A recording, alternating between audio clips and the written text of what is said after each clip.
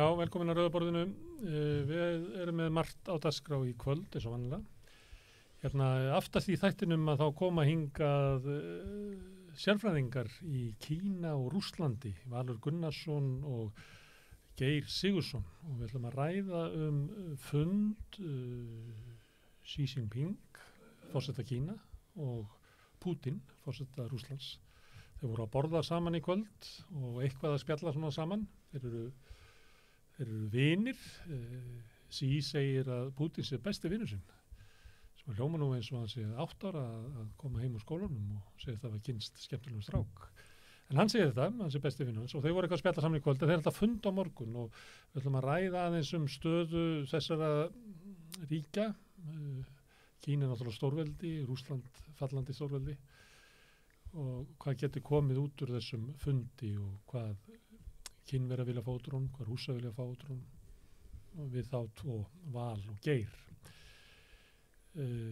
OpenAI er nýr Íslandsvinur, fyrirbrigði í Kaliforníu sem að einu sinni var opin sjóður en er núna að breytast yfir í fyrirtæki sem er rekið með hagnaðavon. Það er á gervigreind sem er að læra íslensku eins og kom fram í fréttum síðustu viku. Við ætlum að fá Þórarinn Stefánsson sem þekkir vel til tæknigeirans í Kaliforníu til að segja okkur frá þessu fyrirbrigði OpenAI og líka svona velta fyrir sér hvað það sem að gervigreindin getur gert og hvað ekki, því að það er svolítið á reiki, stundum svona oftúlkað hvaða breytingar eru þarna. Námslánakerfið er pólitískt mál lengi framan af, en hefur lítið verið undanfarið. Samt að verða þarna mikla breytingar, mikil hrörnun eins og í öðrum stóðkerfum velferðarkerfisins sem eiga að tryggja jöfnuð í samfélaginu. Það eru helmingi færri lántakendur í lánasjóðunum, eða sem heitir mentasjóður núna, heldur var í lánasjóðunum fyrir 10 árum, sem að bendi til þess. Við veitum ekki alveg hvað það er. Kannski það þannig að skilyrði til þess að fá lán séu svo þröng og lánin svo lág að fólk getur ekki lifað af lánunum og freistast til þess að vinna og kemst þar með, og er þar með ómikla tekjur til að geta fengið lán. Kannski það vegna þess að foreldrarnir að styðja fólk til náms, og það þýðir þá líklega að þeir sem að koma efnaminni heimilum fari ekki lengur til náms. Við ætlum að ræða þetta við Alexandru Ýr van Erven sem forseti í Landssamtökum íslenskra stúdenta. Hún hefur bent á þetta í greinum sem hún er að skrifa, mjög athyglisverðum. Bankar eru að hökta, skjálfa víða heim, verðbólga geis eða veður uppi, og seðlabankar eru í vanda hvort þeir eigi að hækka vexti til þess að hemja verðbólguna, sem vitað að munu setja fleiri banka í hættu. Þorvaldur Gylfason kemur hérna á eftir og við ræðum þessa stöðu, bæði verðbólguna sem nú kannski svona innanlandslutin af málinu, en líka bankakreppuna út í heimi. En vanalega byrjum við nú á fréttum dagsins hérna. En það það jafndagur á vor í dag, María. Já. Mér finnst að það stór dagur vegna þess að núna erum við með hálft árið í myrkri að baki og nú bara bjart framöndan. Já, nú fer bara að lýsast smám saman upp. Já. Það svona ákveðin huggun í því. Já, það alltaf verið að segja að maður að fagna vetrasólstöðum, en það bara svo langt þá til að maður sér einhverja mun á að daginn sé að lengja. Já. Ég veit ekki, það kannski bara því að það búið að vera sól núna í nokkra daga og svona fallegt vetraveður, að þá einhvern veginn var ég komið með svona tilfinningu að nú byrjað að birta eins. Já, en það ekki byrjað að hlýna. Nei, það alveg skýta kuldi. En það minni vindur og þá ekki kuldin eins nístandi. Nei. En þá bara meiri mengun. Já. Það eiginlega staðan í Reykjavík. Nei, í dag. Þú getur valið á því að hafa kalt. Já, eða mengun. Herðu, en þetta er merkilegu dagur að öðru leyti. Já. Það er nefnilega 3 ár í dag síðan að Rauða borðið var sendið fyrst út. Já, við ættum náttúrulega að vera bara með afmælisköku hérna. Já. Þetta byrjaði, skal ég segja þér, á mjög svona skringilegan hátt. Það var að koma COVID og það var svona einhver hugdetta, ég man ekki hverju var með, ég held að það verið Bogi Reynisson sem var með hugdettan. Alltaf byrjuðum við að senda út í stúdíó í nágrannans sem Eyjólfur Einarsson listmálari. Bogi fekk það lánað og við settum upp svona svipaðu veru með hér og komu gestir. Kom Ásgeir Brynjar Torfarsson var með fyrstu gestunum, Drífa Snædal held ég að komið í fyrsta þáttinn sem að, og við vorum að ræða, en síðan hertist COVID ennþá, þannig að þá færðu okkur yfir í Zoom og það var eiginlega, ég kallaði þetta sjónvarp úr elspýtustokk og þarna var þetta var unnið mikið í sjálfboðavinnu, Maggi Ómars kom með alls eitthvað dót sem hann átti, ég kom með eitthvað og Davíð sonur minn og við byggum til stúdíóður og svo en svo hefur Maggi farið til Danmerkur, fólk við farið svona hérna þessu átina. En á þessu grunni, þessari hugdettu, þá er orðið til fjölmiðl. Já. Það voru ýmsi þættir gerðir þarna á þessum tíma og sama tíma og svona á tímabili voru margir þættir í gangi á samstöðinni og svona, Veit ekki okkur að þau dreigju því. Raunverulega geta allir hérna bara að sambandið okkur og fengið að vera með þætti. Já, einmitt. En en núna samt rauðaborðið náttúrulega búið að stækka og svolítið þenjast út og þannig að og við höfum tekið inn þætti eins og Guðmundur Hrafn var með þátt sem heit Leiðandinn, en við höfum eiginlega bara feltað inn í rauðaborðið. Já, akkurat. Hugmyndin svo að við höfum eiginlega safnað upp í dagskrá til þess að fara með þetta í útvarp. Fólk hefur spurt svona hvernig þáttur þetta rauðaborðið og ég segi þetta svona eins og bítið til þess að benda á að þetta ekki kastljós heldur erum við að safna eiginlega í útvarpsstöð. Einmitt. Það kemur nú í ljós á næstu vikum hvernig það gengur. Þetta svona þáttur sem rúlar lengi og kemur alltaf eitthvað nýtt og breytast efnistökin. Þú mátt koma inn í hann eins og í útvarp smíðað þannig. Þú getur bara þú sest í bílinn og byrjar eitthvað. Einmitt. Þetta þannig. En svo fólk sem að sittur eins og allan þáttinn. Sem að sendir okkur kveðjur og ábendingar. Þannig það fólk annað. Þetta sendt út á Facebook og þetta sendt út á YouTube og svo þetta sendt út í hlaðvarpi líka. En frá því að... Ég sæki þáttinn í gegnum Spotify ef ég sæki hann í hlaðvarpi. En hérna núna þetta er stækkað og nú til fyrirbrigði sem heitir Samstöðin EHF sem heldur utan þetta og það í eigu Alþýðufélagsins og í Alþýðufélaginu eru hlustendur, lesendur, við erum líka með fréttasíðu, samstöðin.is og áhorfendur sem að greiða svona ígildi ódýrar áskriftar á 2000 skall á mánuði sem eru félagar í Alþýðufélaginu og eiga þar með Samstöðina, þannig að Samstöðin í eigu lesenda, hlustenda og áhorfenda. Eini miðlinni því. Já, RÚV náttúrulega heita þannig líka. RÚV alþingi sem að kýs. Það í eigu stjórnmálaflokkana. Sumir halda nefnilega að Samstöðin sé í eigu sjálfstæðisflokksins, svo ekki. Já, svo ekki. Nei. Það ekkit sama fólkið í Alþýðufélaginu og í sósíalistaflokknum. Hellingarfólki sem í Alþýðufélaginu ekki í flokknum. Já. En samt heldur sumt fólk að þetta sé eins og flokksblað. Já, einmitt. Það náttúrulega kannski að því það er náttúrulega heyrast alveg skoðanir hérna líka. Sem að heyrast ekki annars þar. Sem ekki annars þar. En hinga kemur fólk sem í alls konar flokkum. Alls konar flokkum. Og engu flokkum. Einmitt.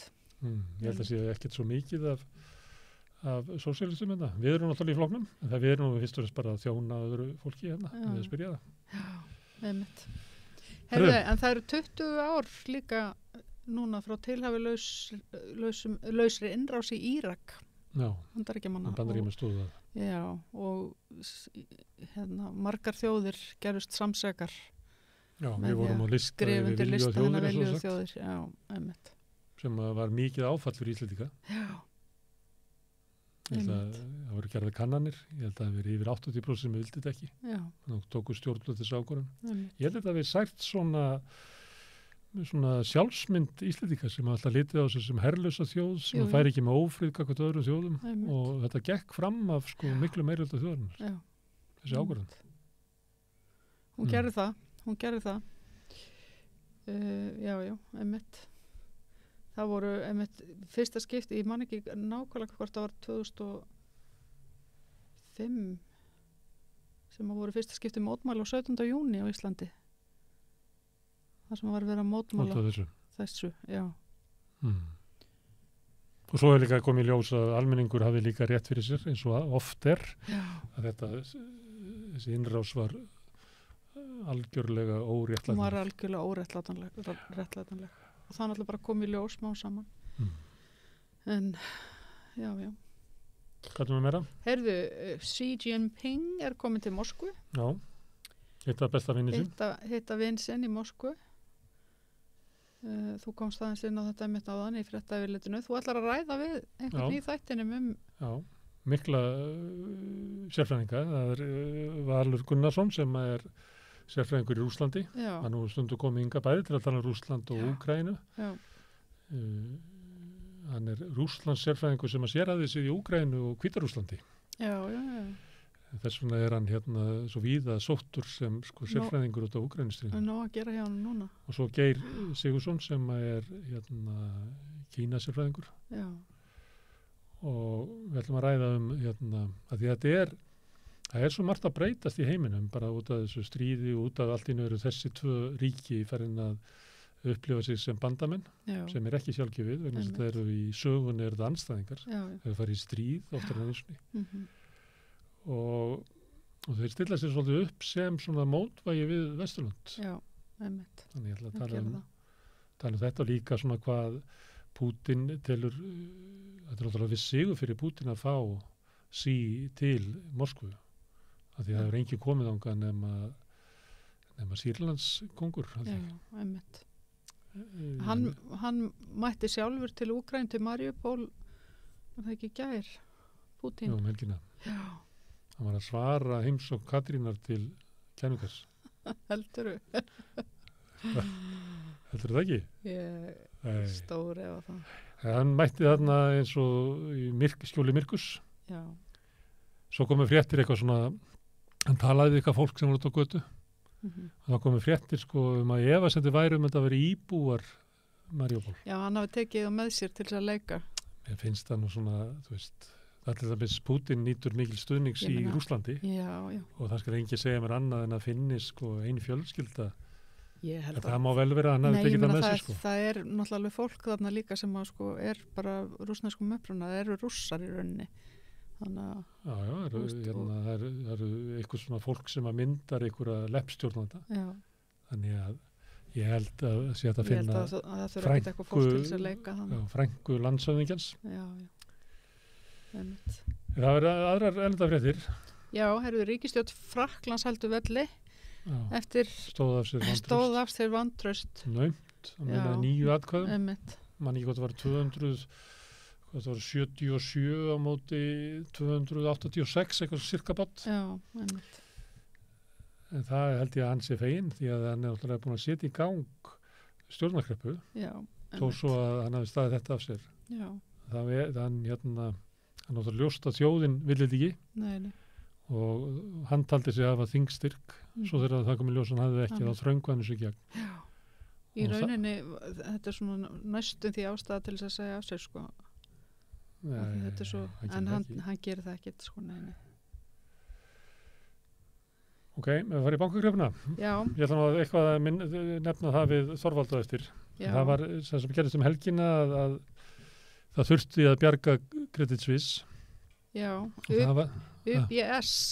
Það er stærsti banki Sviss, getur þann næstasta. Og það var gert þannig að UBS gaf út hlutabréf og lét hluthafana í Credit Suisse fá.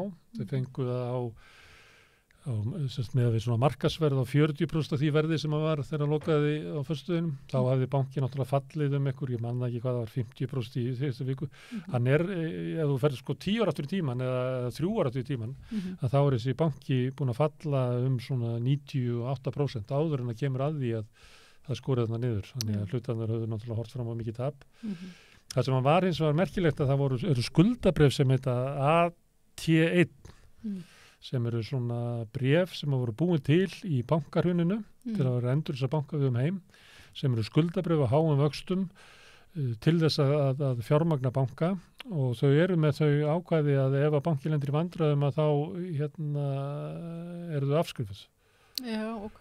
Þannig að þessi skuldabref eigendur njóta rúgulega minni verndar heldur hlutaðanir. Þannig að þeir tapa fyrstir. Já. En það er töluvert að þessu brefum út allan heim og það var einhver tíman áður verið semst feld, það var hvað heita, Banco Publikum eða eitthvað á Spáni með eitthvað 2017 eða eitthvað. En það kom öllum óvart að þetta var 2500 miljardar sem að sturtuðust þarna niður. Og það var það sem að ég held að við vakið mikinn óróa á skuldabrefamörkuðum. Já.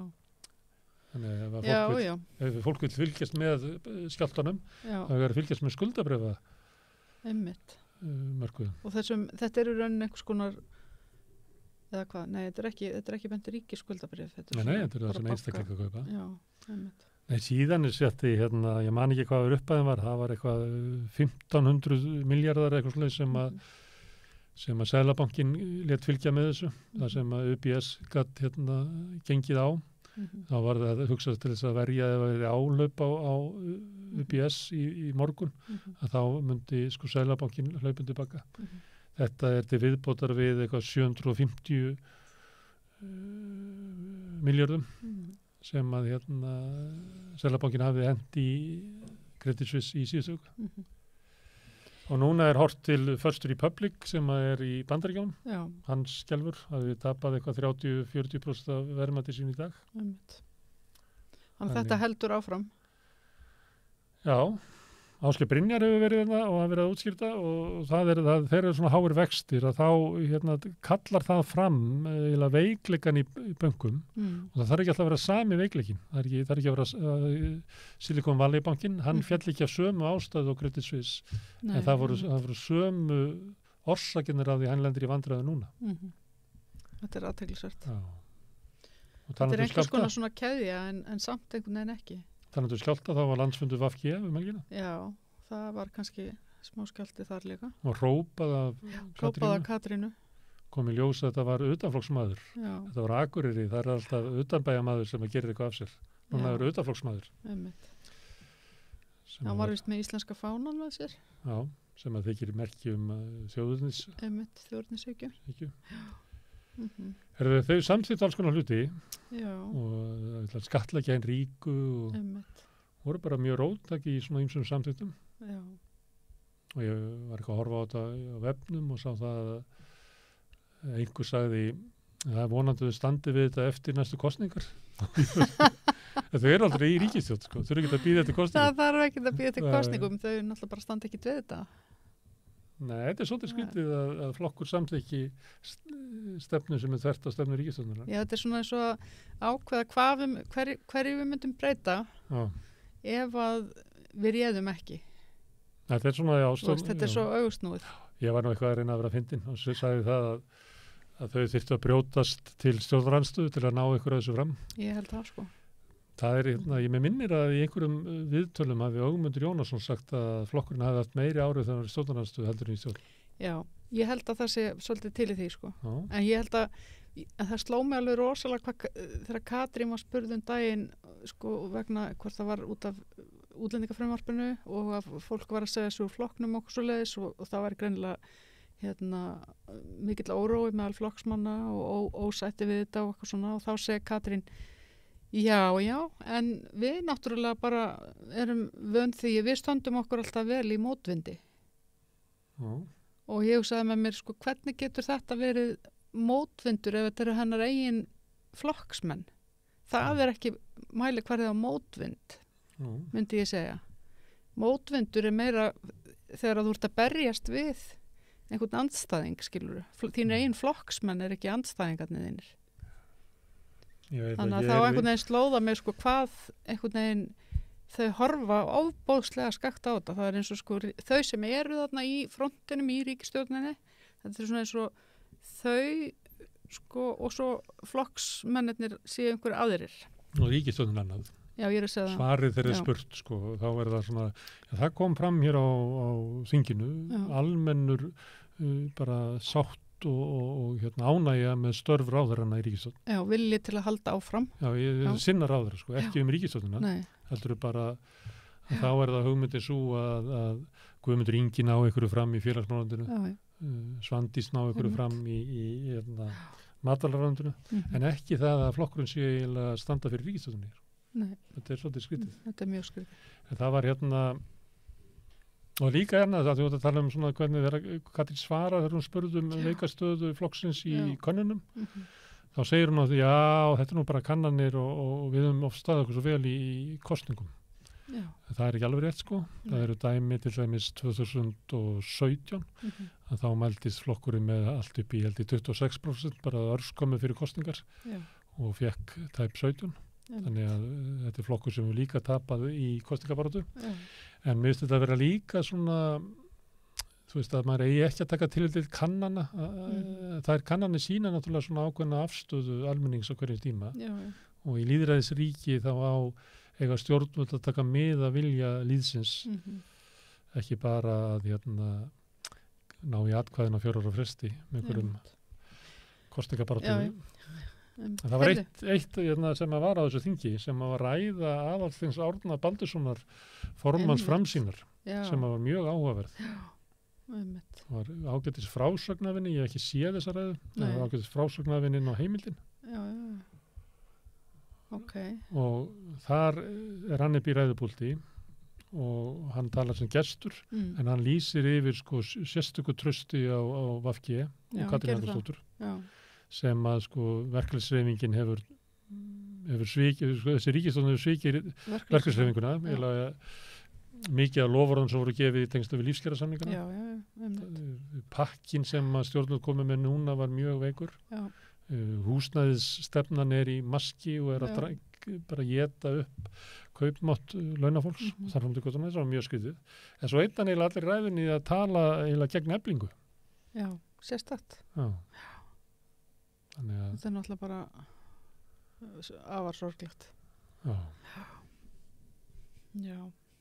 Herru, hvað meira? Herðu, en svo við snúum okkur kannski yfir í gleðilegri fréttir að það er hinn alþjóðlegi hamingjudagur í dag. Já, já. Já. En við Íslendingar eru... Þetta var hamingjusömmar, já. Ég hef aldrei skilið þetta hugtak hamingja beinlinni sko, að því, já, minnst það er að vera hamingjusamur á svo mörgum levelum held ég, Ok. og svo ekki sko. En Íslendingar eru hamingjusömmar. Heyrðu, við erum í 3. sæti núna, en við höfum verið í 1. sæti. Við erum þá lang hamingjusömmar með fólksvölda. Er það ekki tekið þessu? Ég veit það ekki, en við erum allavega í 3. sæti á eftir Dönum og Finnar eru trónaðan í efsta sæti. En mér finnst nú alltaf svo merkilegt sko að þetta er oft sömu þjóðirnar sem eru sko hamingjusamastar og þunglindastar. Finnarnir Það eru dæmið það. Já, og Íslendingar líka, þeir hafa líka held ég mælst svona. Já. Já, ég held þetta sé einhverju svona rosa öfgar í þessum þjóðum. Þannig að geti ég trúið sko. En ég sá að einhver fulltrúi frá landlækni var að tjá sig á hamingjudaginn kannski út frá þessar könnu þar sem kom fram að unga fólkið er ekkit er ekki hamingjusamt. Nei, það er ekki eins hamingjusamt sko. Það er að dala hamingjan hjá ungu fólki. Þannig að það er svona áhyggjefni. Já. Talað einmitt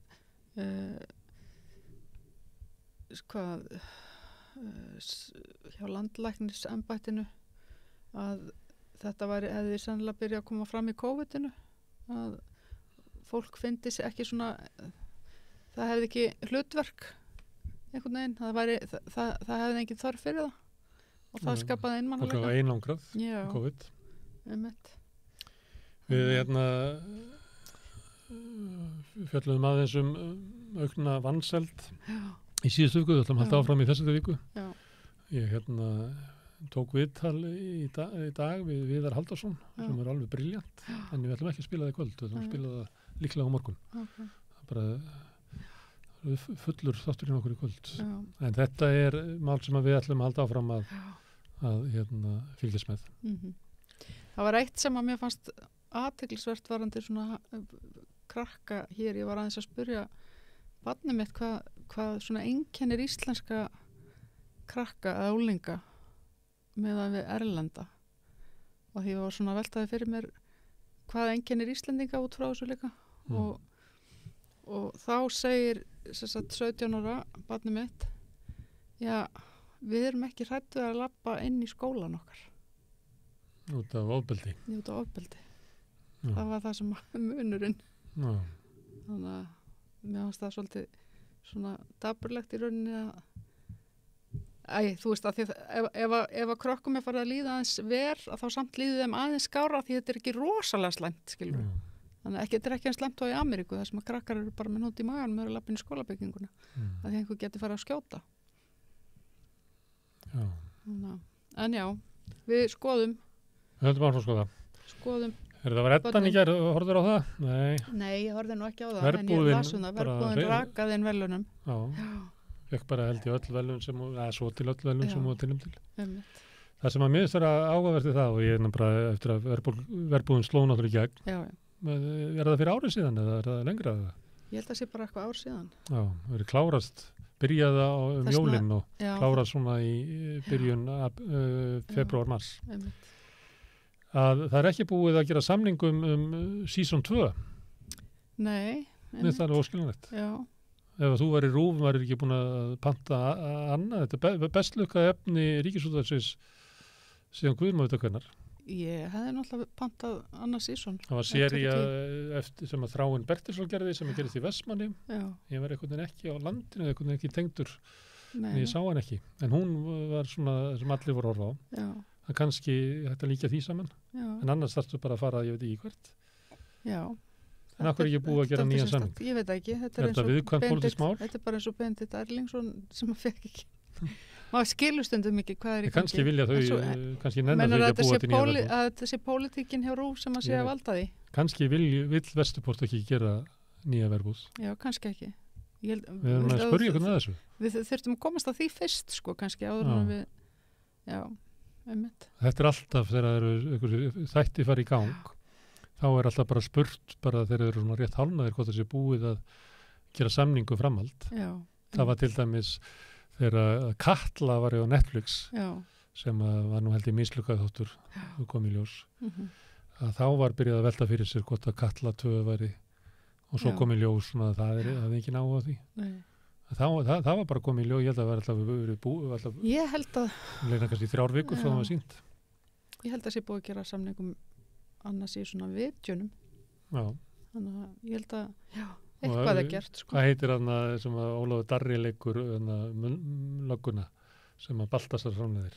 Já, hann að 4 sísón á því. Hvað heitir það? Kuldi, frost, ófærð. Ófærð, já. Það er búið að gera 3 sísón á því. Já, einmitt. Við viljum fleiri verbúðir. Við viljum að vita hvað hérna verður auðin sem að kvótakerfi bjóð til. Þetta endar náttúrulega í bankarhruninu, þessi peningar. Það endar náttúrulega í bara stórkostlegri samfélagsbreytingu í Íslandi. Sko þau þarna í Vesturporti eiga náttúrulega að gera sko framhald með sömu karakterunum sko í gegnum síðan hrunið og allt þetta. Já, ég held að verða að vera sömu karakterunir. Já. Annað er pínandi svindl. Já. Ef það fara bara að fjalla eitthvað annað. Nei, voru að elda þetta fólk sko. Voru að elda peningana. Lóðdýrabúin. Nei. Það viljum það ekki. Herðu, já, það var nóg að gera á Alþingi í dag. Og þingmenn voru svolítið að munnhöggvast. Inga Sæland bara af sér sakir. Já. Við fundum til klippa því, ef við ekki bara enda frétti dagsins á því að hlusta á Ingu Sæland. Fullir það að hún sé ekki rasisti. Þetta er merkilegt, það er líka þegar menn fullir það sé ekki rasistar. Já. Það getur fólk velti fyrir sér hvað þetta snýst. Hvað ræðan snýst. Svo kemur Þorvaldur Gylfason hér strax á eftir. Þetta nexli með ekki birtingu Lindarhvolsskýrslunnar, þá kem ég hér upp í öðrum erindagjörðum. Ég kem hér upp til að bera af mér sakir því þann 15. mars síðastliðinn þá vændi hv. þingmaður Þórunn Sveinbjarnardóttir mig útlendingaandúð Ummæli þingmannsins háttvirts urðu til þess að ég ákvað að leggja máli fyrir forsætisnefnd. Ummæli háttvirts þingmanns úr ræðustóli Alþingis eru sérstaklega til þess fallin að kasta rýrð á mig persónulega og geta kallað fram illmælgi og rópu gagnvart mér í þjóðfélaginu. Ærumeiðandi og til þess eins ætluð að sverta mannorð mitt. Þessi ummæli þingmannsins háttvirts, þar sem hún fullyrðir að ég sé haldin útlendingaandúð, er að gefnu tilmæli einstaklega særandi fyrir mig og mína fjölskyldu. Guðmundur Ingi Kristinsson.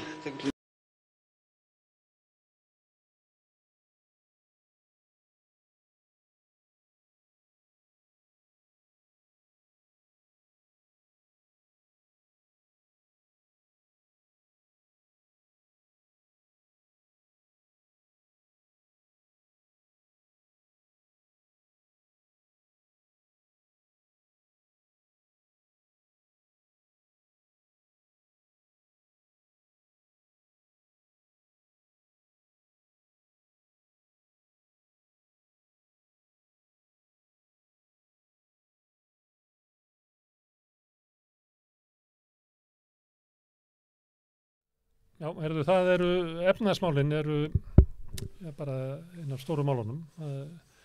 Verðbólgan veður uppi hér innanlands. Á morgun mun koma ný neysluvísitala og það verður spennandi að sjá hver er staðan á verðbólgunni og daginn þar og eftir þá verða tekin ákvörðun um vexti í Seðlabankanum.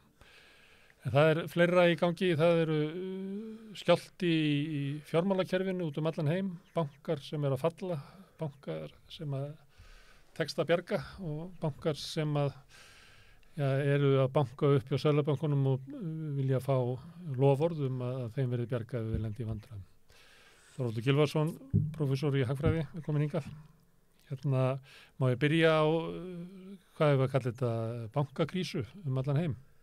Já, í nóvember var ég í viðtali á Stöð 2 og undir lokin þá spurði fréttamaðurinn mig, að koma annar hrun? Og ég sagði já, og honum brá. Og ef hann hefði spurt og hvar og hvernig byrjar það, þá hefði ég nú ekki spáð því að það byrjaði í Kaliforníu og Chicago og Sviss.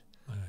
Það veit maður aldrei. Nei. En þetta smitast á milli landa og ég á frekar vona og þetta haldi áfram. Og ástæðan til þess að ég svaraði fréttamanninu svona afdráttarlaust í nóvember var svo, það bara allir fjármálafræðingar sem ég þekki út í heimi, að þeir eru sömu skoðunar og ég, að það er stór hætta á ferðum. Og mín skýring á því er þessi, að uppgjör við hrunið 2007 til 2008, það fór ekki fram nema til háls. Og þú sér það til dæmis á því að hér heima gengu að vísu margir fangelsisdómar, en það voru smáfiskar sem voru teknir. Stórlaugssonum var sleppt og þeir ganga margir lausir en það voru framinn stórfellt efnahagsbrot mánudaginn eftir helgina þegar bönkunum var lokað. Því að þá var gjaldeyri smiglað til útlanda í stórum stíl, mjög mikla fjárhæðir, og við vitum fyrir lekin gögn úr bönkunum hverjir þetta voru og sumir þeirra sitja enn á æðstu valdastólum í landinu. Og út í heimi var þetta að þvíleitinu til eins að þar voru ekki einu sinni smáfiskarnir látnir sæta ábyrgð að lögum. Og bara eitt stórlags var tekin og það var Bernie Madoff, einhver mesti fjármálasvindlari allra tíma, en hann var eini stórlagsinn sem þurfti að sæta ábyrgð. Og úr því að þetta uppgjör fór ekki fram nema til háls, að þá er innsýn bankamannana í það sem þeir gerðu rangt takmörkuð og þess vegna halda þeir uppteknum hætti. Að vísu er búið að reisa svolitlar girðingar, bæði hér heima og annar staðar, en þær eru bara ekki næstum nógu öflugar. Og þess vegna er þetta að gerast núna út í heimi. Við skulum vona, ég á ekki vona því að þetta verði jafn mikið hrun eins og síðast. En ég á vona því að sjá fleiri banka fara. Hvar veit ég ekki. Ef ég hef verið spurður að því í nóvember hvar þetta myndi byrja, þá hafði ég giskað á Kína, kannski Ítalíu, en Ítalía er þannig að hún einhvern veginn klárar sig alltaf, það er einhver innri styrkur þar sem erfitt er að henda reiður á og Kína stendur á brauðfótum, en Kína hefur lengi staðið á brauðfótum og það er eins og þeir séu sterkari heldur en brauðfætur eru yfirleitt. Og það er bara alls konar svona óvissa sem umlykur þetta allt og gerir þetta svona erfitt viðfangs. Já. En þú ferð til 2007-2008 2008-2009 þá var þetta kerfi endurist og þetta er spilt og rotið kerfi sem að getur ekki haldið áfram á þess að hrynja reglulega yfir okkur. Já, og þetta er sama fólkið og þetta er ennþá fólk sem talar svokallar hrun, hefur aldrei beðist afsökunar á einu en einu og þetta fólk er enn í efstu lögum bankana og þetta fólk er enn í efstu lögum stjórnmálaflokkarna og ríkisstjórnarinnar og sumpart einnig stjórnaraðstöðunar og það torveldar það mjög að við tökumst á við þetta til þess að búa til styrkara bankakerfi sem hættir síður til þess að lenda í stórfelldu vandræðum á kostnað skattgreiðenda með reglulegu millibili. Og hver er vandinn? Er það að í þessu kerfi þá taka menn áhættu spila eins og þessi spilaviti þannig að þetta er raunverulega fullt af einhverjum heljum og helst falla saman og má ekki við neinum áföllum til þess að bara þetta fara að hrynja. Já, ef við höldum okkur við útland að þá bara vita bankamenn það af fenginni reynslu að ef þeir tefla á djart að þá eru skattgreiðendur hvatir til og það er nákvæmlega það sem er að gerast núna í Sviss. Það er alltaf komið í ljós að hlutafar hafa engan áhuga að koma með að bjarga bönkunum. Já, nei. Og hér heima er vandinn að þýleiturinn til erfiðari að hér eru fákeppnisbankar sem að geta okrað á viðskiptavinum sínum í stórum stíl og mismuna þeim sem að geta valið að veita uppáhalds viðskiptavinum sínum stjarnfræðilega lán og svo eru þau bara afskrifuð með leynd. Og það er þess vegna sem að spiltir menn hafa svona mikinn áhuga á því að eignast banka og ná fáfestu í þeim. Það er til þess að geta svindlað með gamla laginu.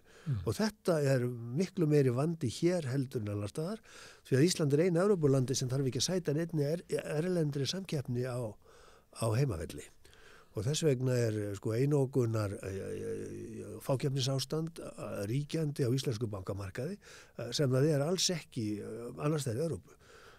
Farðu upp og niður Noreg og þú sér skilti frá erlendum bönkum þar sem eru í harðri samkeppni við norska banka. Og þetta er einn ástæðan þess að norskir vextir eru miklu lægri heldur en íslenski vextir og ekki er Noregur evruland. Og svo myndi evran náttúrulega hjálpa til við að lækka vexti í átt að því sem að tíðkast núna á evrusvæðinu á meginlandinu. En hvað veldur því að þetta er að koma fram núna? Eru bara á lágasta tímanum að þá söfnuðu bankar og fyrirtæki alltaf miklum skuldum og svo þegar vextir hækka að þá kemur í ljós að stór hluti af efnahagslífinu stendur ekki undir þeim og bara er dæmt til að hrynja. Já, það er partur af ástæðunni. En annar bara partur er þessi að almenningur hefur ekki ástæðu til þess að bera mikið traust til bankana og traust er svo lítið,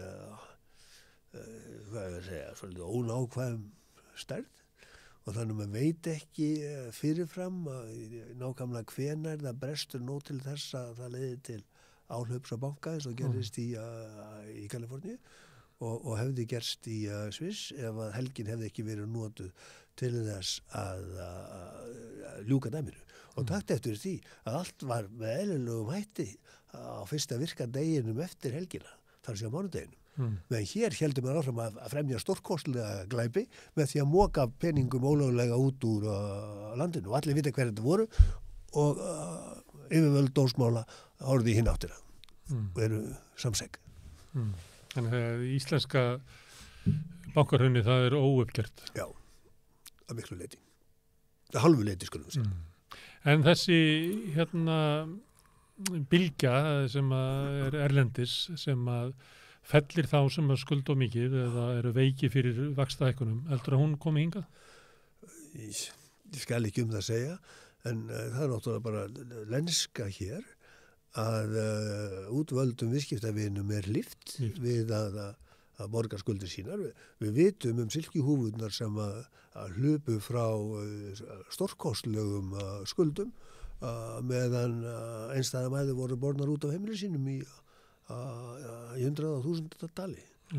Og þetta er mjög djúp meinsemd sem umbyggt bankakerfi þyrfti að gera það fyrir. Og lykillinn að því erlend samkeppni á innlendu bankamarkaði og það er engin tilviljun að erlendu bönkum hefur aldrei verið heftingað inn. Það er bara til þess að innlendir aðilar geti haldið áfram að nota bankana til þess að rýja viðskiptavini sem ekki neina önnur hús að venda. Nema stórfyrirtækin sem að geta núna þegið ýmsa bankaþjónustu í útlöndum, en venjulegt fólk á ekki kosta því með sama hætti. Það er enda komið fram nú þegar hverjir það eru sem lendi í vandræðum þegar vextir hækka skyndilega og það eru náttúrulega þeir sem fóru inn á húsnæðismarkaðinn á breytilegum og verðtryggðum vöxtum sem er í miklu vandræðum í dag. En það er engar umræður það að berga þeim. Nei. Og sérðu allt þetta tal Ísland sem allsnægta borð. Það hefur svo hólan hljóm eins og mér finnst verið augljóst en ekki myndu öllum það verið augljóst en svo bara blasir það við að þegar það kemur svona tiltölulega minniháttar verðbólguskot að þá bara snar fjölgar þeim heimilum í landinu sem að eiga erfitt með hana á endum saman við hver mánaðamót og það sýnir bara hversu grunnurinn er veikur. Og það er annað til marks það hversu þetta allsnægtatal hefur hólan hljóm og það er þessi grundvallarmunur. Tek bara eitt einfalt dæmi sem er á Íslandi annars vegar og Danmörku, Noregi og Svíþjóð hins vegar. Og það er það hversu algengt það er að ungt fólk sem skilur það á enga lausn á sínum málum aðra en að flytja heim til foreldra sinna. Þannig að stofur í íbúðum sem hefur verið breytt skeið í svefnherbergi eru mjög algengur partur af íslensku heimilislandslagi en mjög sjaldséður partur af hliðstæðu landslagi í öðrum löndum.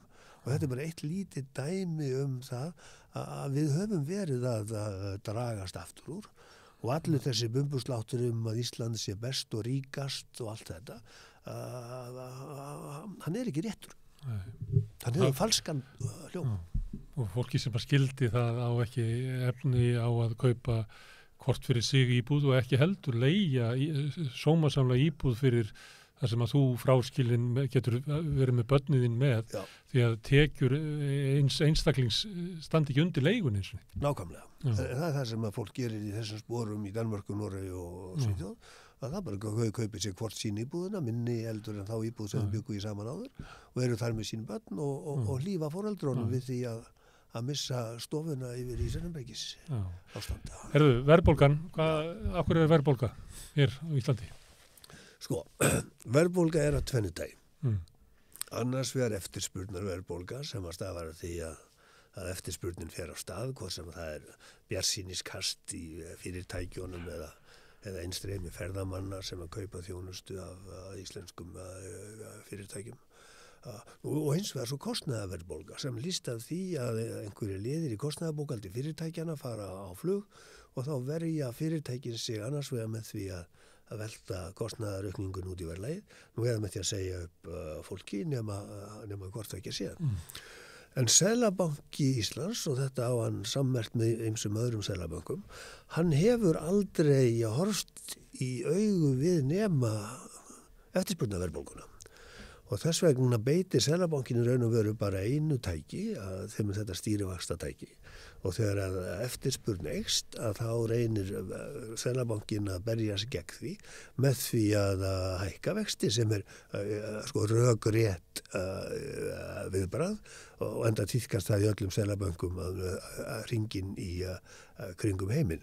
En þetta viðbragð Seðlabankans var alvarlega misráðið árunum fyrir hrun vegna þess að háir vextir sem var ætlað að halda aftur og eftirspurn heima fyrir, að þeir löðuðu flökku fé erlendis frá inn í landið.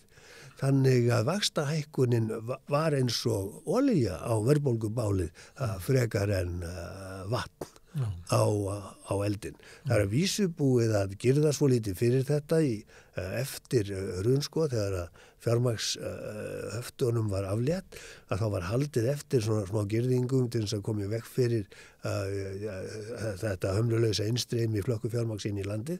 Þannig að vandinn er að nokkru leyti leystur, en bara áhuginn á braski er svo ríkur sumstaðar í einkageiranum og einnig í bönkunum að þeir reyna að skjóta sér undan þessu. Nú alveg eins og þessir bankar sem voru að falla í Kaliforníu og Chicago. Bankastjórnir þeirra voru í fremstýri flokki þeirra sem að fengu þingið í Washington til þess að aflétta hömlum af bankarekstri. Og þetta eru menn sem voru að greiða sjálfum sér og félagur sínum bónusa bara nokkrum klukkutímum áður en bönkunum var lokað. Sérðu? Og þetta er vandinn við peningastjórn Seðlabankans. Seðlabankin þarf auðvitað að eiga ráð gegn báðum tegundu verðbólgunar, ekki bara eftirspurnaverðbólgunni með vaxtabreytingum, heldur kostnaðarverðbólgunni líka. Og þar er augljós aðferð sem að Seðlabankin hefur, en hefur aldrei beitt, sem er að draga úr fákeppni og getunni til þess að okra. Og hvað er nærtækara fyrir Seðlabankan heldur en að beita sér fyrir aukinni samkeppni í bankamálum til þess að draga úr fjármálakostnaði íslenska fyrirtækja og heimila. En Seðlabankin hefur aldrei lyft litla fingri í þess átt og samt eru bankarnir auðvitað á heimavelli Seðlabankans. En Seðlabankin ætti auðvitað að beita sér fyrir aukinni samkeppni ekki bara í bankaheiminum, heldur í efnahagslífinu yfir höfuð. Men það fákeppnisástand ríkjandi hér í byggingavöruverslun, í tryggingum, bara nánast í öllu. Og Seðlabankin horfir sljóum augum í aðrar áttir eins og honum komið mánuð ekki við. Og hvað getur Seðlabankin gert? Getur hann lokkað hingað erlenda banka? Já, hann getur haft forystu það. Seðlabankar í öðrum löndum líta svo á að fortölur séu hagstjórnartæki. Þannig að Seðlabankin á bara forystu hans á að flytja mál sitt þannig, gagnvart almenningi og gagnvart stjórnvöldum, að líkurnar á því að það sé gripið til ráðstafana til þess að halda aftur á kostnaðarverðbólgu og ekki bara eftirspurnaverðbólgu verði meiri heldur en ella. Við að gefa annað dæmi. Hugsaðu þér hvað að veri miklu auðveldara að halda jafnvægi í þjóðarbúskapnum hérna og halda verðbólgu í skefjum ef fullt gjald fyrir veiðiheimildir hefði verið leitt í lög þegar það var tímabært fyrir 30 árum. Þá væri landslægi bara allt öðruvísi og það er lyginni líkast að Seðlabankinn hefur aldrei lyft litla fingri í þá átt að mæla fyrir veiðigjaldi og hefur samt á að skipa fleiri hagfræðingum heldur en Háskóli Íslands. Og þarna hefur Seðlabankinn bara reynst vera samdauna þeim hagsmunum sem stjórnmálamennirnir á Alþingi og í ríkisstjórn á hverjum tíma dansa eftir. Og það er einhver allra alvarlegasta vanrækslu synd Seðlabankans gegnum tíðina. Alþjóðastofnanir eins og OECD og Alþjóðagjaldeyrissjóðurinn hafa mælt með veiðigjaldi eins og ég hef gert í 40 ár í skýrslu eftir skýrslu, að vísu í hálfum hljóðum, svona af tillitssemi við stjórnvöld, en Seðlabankinn hefur aldrei tekið undir þetta. Hann hefur með öðrum orðum fleygt frá sér tækinu sem hann þurfti á að halda til þess að tryggja hérna varanlega stöðugt verðlag. Og núna er verðbólgan aftur farin að mælast í 2 stafatölum og ég á von á því að það haldi áfram skeið og það er að segja verðbólgan að hún minnki hægar heldur en opinberar spár stjórnvalda hér gefa til kynna. Það eru nú flestar nýjustu spárnar eru bara fallnar, þannig að ég held að það voru svo lágar að það eru fallnar. Nei, veit að það er. Ekki nema fólk trúi því að bara verðbólgan allt í einu byrði. Já. En það sem hefur gerst núna er það að þessi aukna harka í vinnudeilum að hún lýsir sér hálfu vinnuveitenda í meiri físi þeirra bara til þess að velta kostnaðarhækkunum út í verðlagi, sko. Og við höfum dæmið bara fyrirtæki sem að reynir ekki svona leina því að sko öll umsamin kaupahækkun fór beint út í verðlagið. Sjáðu. Og ég er að tala þetta fyrirtæki sem er nátengt formann í Sjálfstæðisflokksins og síðan restingar og þess og það. Dagar. Já, og sko harkan að hún lýsi sér ekki bara í sko skýrari launakröfum fulltrúa fátækra launþega, til dæmis Eflingar aðalega núna, heldur einnig í óbylgirni viðsemjandana sem skirrast ekki við að velta öllum óþægindum út í verðlagið áfram, og það er ein ástæðan til þess að ég tel að það verði erfitt að ná verðbólgunni niður aftur nema á nokkrum tíma. Þorvaldur, þú mátt ekki fá ósk þín að uppfylla að Seðlabankinn breytir stefnu, ekki í bráð. Ég get engu það spáð. En mér finnst ólíklegt að Seðlabankinn stigi allir fram í vikunni og segi að það þurfi að verða umbylting í íslensku efnahagskerfi, að við þurfum að sitja á veiðigjöld, við þurfum að ýta undir aukna samkeppni hérna. Við munum líklega að fá ákvörðun Seðlabankans vaxtahækkun. Já, vona því. En treystu mér, ég þekki mjög vel til innandyra í Seðlabankanum og flestir starfsmenn hans prívat eru auðvitað alveg sammála um þetta. En það er foristan sem í svokallum sjálfstæðum Seðlabanka sem bara dansar eftir pípum stjórnvalda. Og Seðlabankin er bara eins og stjórnsýslan öll og hún er bara samdauðna þessum sérhagsmunum sem hafa ráðið allt og miklu þróun okkar samfélags. Sem er bara mjög alvarlegt og við sjáum raunverulega hörnandi lýðræði víða heim eins og Indlandi eða Tyrklandi, þar sem einmitt stjórnsýslan, dómskerfið og það sem á að vera hlutlaust eða einhvern veginn að vinna fyrir almannahagsmuni er byrjað að þjóna kjörnum stjórnvöldum og við fáum svona stjórnskipulag sem er mjög sérstakt, sem er stjórnlynt lýðræðiskerfi eða ég veit ekki hvað að kalla þetta. Það sömuleyti ert að lýsa því að það ástand sé hér. Ég hef glænýja frétthanda þér því að lýðræðisstofnunin í Gautaborgarháskóla í Svíþjóð sem heldur úti bestu lýðræðismælingum sem nú er að völa á í heiminum gaf út nýja skýrslu fyrir nokkrum dögum og Ísland heldur áfram að sökkva niður eftir listanum. Þetta eru 179 lönd og Ísland er komið niður í 2009. Sæti.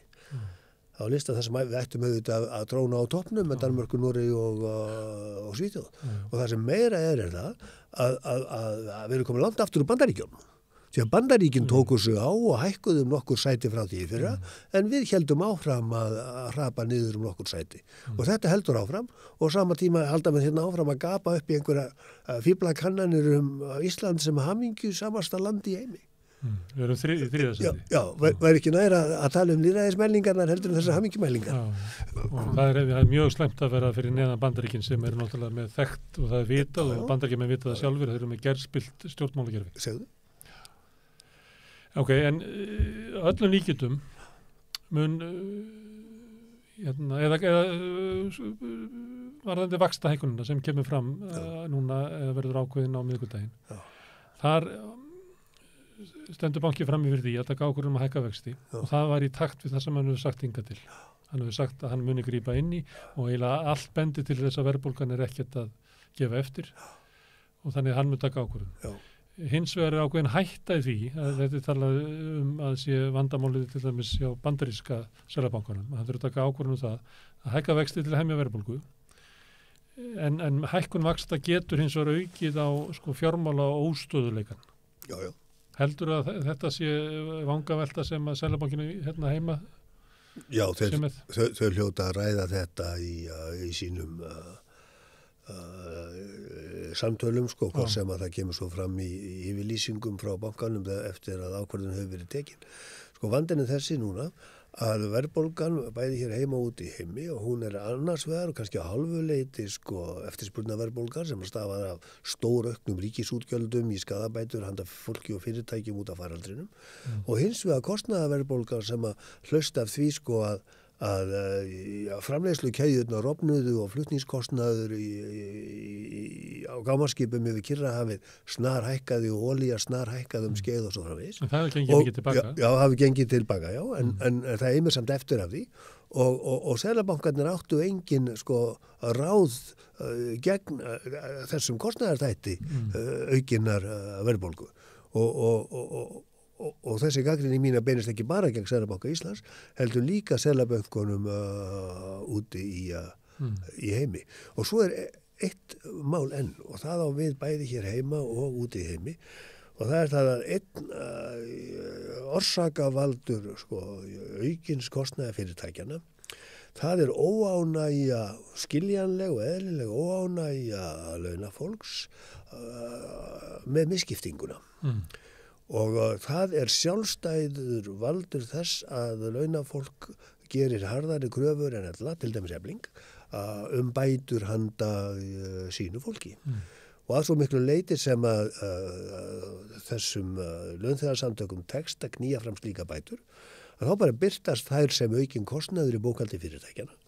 Og þau bregðast sumpart við með því að velta þessu áfram út í verðlagið, nú eða segja fólki nema hvort ekki sé. Og þannig að það fráleit skoðun sem var til í Chicago fyrir 50-60 árum, að verðbólga sé alltaf og allstaðar peningalegt fyrirbæri og þannig að bara seðlabankarnir sem eigi að sjá að halda henni niðri. Þetta bara rangt vegna þess að þessi tekjuskiptingar orsök verðbólgu, hún bara ekkert með peningamálið að seðlabanka að gera. Og þess vegna gerir seðlabanki rétt í því að haga málflutningi sínum þannig að hann stuðli að meiri friði og meiri samheldni á vinnumarkaði vegna þess að rígur á vinnumarkaði sjálfstæða verðbólguvaldur. Seðlabanka Íslands og seðlabankum öðrum löndum samkvæmt lögum haldið ábyrgum fyrir að halda verðlagi stöðugu. Og þá þýðir ekki að bjóða seðlabankunum upp á það að berjast við verðbólgum aðra höndina bundna fyrir aftan bak. Og þeir megi bara tala vexti og bindiskyldu og þess aftar, en megi alls ekki reyna að ráðast gegn öðrum sjálfstæðum verðbólguvöldum, jafnvel þó þeir hafa ekkert með peningamál að gera. Og þetta, ég skrifaði þetta í 20-30 ár út í heimi og hér heima og mér finnst menn ekki hlusta nógu vel á þetta og þetta ástæðan til þess að verðbólgan skýtur alltaf upp kollinum við og við. En nú hefur Seðlabankinn sagt þetta við allar vaxta ákvarðanir bara allavega síðustu 4, 5 eða 6 að við hækka vexti, það ekki nóg. Ríkið verður að gera eitthvað líka. Já, það alveg. Og núna síðast þegar fjármála stöðuleika nefndin var fyrir þingnefndinni, að þá bentu til dæmis á ójöfnuðin, að það að gæta því að tekjulægstu eru varðir fyrir verðbólgunni og eru að nefna alls konar hluti sem að ríkið ætti að gera. Já. En ríkið gerir ekki neitt. Býtu, ertu að vitna í Seðlabankann? Já, þeir voru þarna, þeir hefur komið fyrir fjármálastöðuleika nefndin. Já, þá nefndu þeir sérstaklega. Ok, nú þá þeir byrjaðir að hlusta á það sem ég að segja. Nú það ágætt. Nefndu það sérstaklega að það yrði vegna þess að vaxtahækkunin og verðbólgan bitna sérstaklega á þeim sem eru bessettir. En þetta allt saman gamli nefndir mínir sér það. Já. Og líklega kannski eins og þú ert að segja, ef það ekki gert að þá mun það leiða til aukina kaupkrafna í haust. Já. Og þeir benda alltaf á ríkið, en ríkið ger aldrei neitt. Nei, ég veit það. En ég tek ofan fyrir Seðlabankanum ef hann fann að tala svona í sölum Alþingis við ríkisstjórnina, það ágætt. Og þannig eiga Seðlabankan að vera. En ríkið ger ekki neitt. Nei. Hér hver ónýta ríkisstjórnin setið fram af annari, það engin... ekkert láta á því. Það sem við ætlaði að spyrjum, nú verðbólgan, hún mun fara að ganga hægt niður. Við reiknum með að vextir mun hækka ennþá meira. Hvaða afleiðingar hefur það? Og við reiknum með því að ríkisstjórnin mun ekki gera. Hún óhæf, henn ómúlegt að taka ákvarðanir. Því að hlutinnar vill hækka skatta á hinn ríku, annar vill það ekki. Hluti vill gera þetta en hinn ekki. Hvaða afleiðingar getur þetta haft fyrir íslenskt efnahagslíf? Verðbólgan mun rýra kaupmátt heimilana og draga úr spilla friði á vinnumarkaði og hún mun valda auknum ójöfniði í skiptingu auðs og tekna og allt þetta óheppilegt og svo viðbætist að trúlega mun hún einnig draga úr hvatanum til sparnaðar og draga þannig úr hagvaxtargetu þjóðarbúsins til langstíma litið. Þetta vissum en ekki alveg fyrir 50 árum en þessar boðleiðir verðbólgunnar að öðrum hagstærðum þær hafa orðið miklu skýrar undangengna áratugi og þannig að það engin tilviljun að seðlabönkum hefur verið falið meira sjálfstæði gagnvart stjórnmálum og stjórnmála hagsmunum og þeir hafa lögbóðna skyldu núna sem þeir höfðu ekki áður til þess að halda verðbólgu í skefjum. Meðal verðbólgan í 50 löndum Afríku, hún var 30% fyrir 30 árum en hún komin núna niður í lága einstafstölu. Og þetta bara ásamt öðrum dæmum sýnir það að skilningur manna á skaðsemi verðbólgunnar hann miklu betri og næmari núna heldur en hann var og þess vegna það áhyggjuefni núna þegar við erum að horfa fram á verðbólgu sem mælist í 2 stafa tölu í fyrsta skipti núna í meira en 30 ár. Já, og aðeins ef 2 ári kringum hrunið eru talin frá. Já, og aðeins með Seðlabankann sem beitir þessu eina vopni sem nær ekki að ná verðbólgunni niður. Nákvæmlega. Eins og nær ekki inntakinnar og skapa sjálfstæðan þetta. Nákvæmlega. Herðu, Þorvaldur, kæra þakki fyrir að koma hérna við rauðaborðið. Þetta gaman að tala við þig. Þakka þér. Við ætlum að snúa okkur að öðru, við ætlum að tala námslán eftir augnablik. Samstöðin á öllum hlaðvarpsveitum. Rauðaborðið, Sanna Reykjavík, samtal á sunnudegi og helgispjall.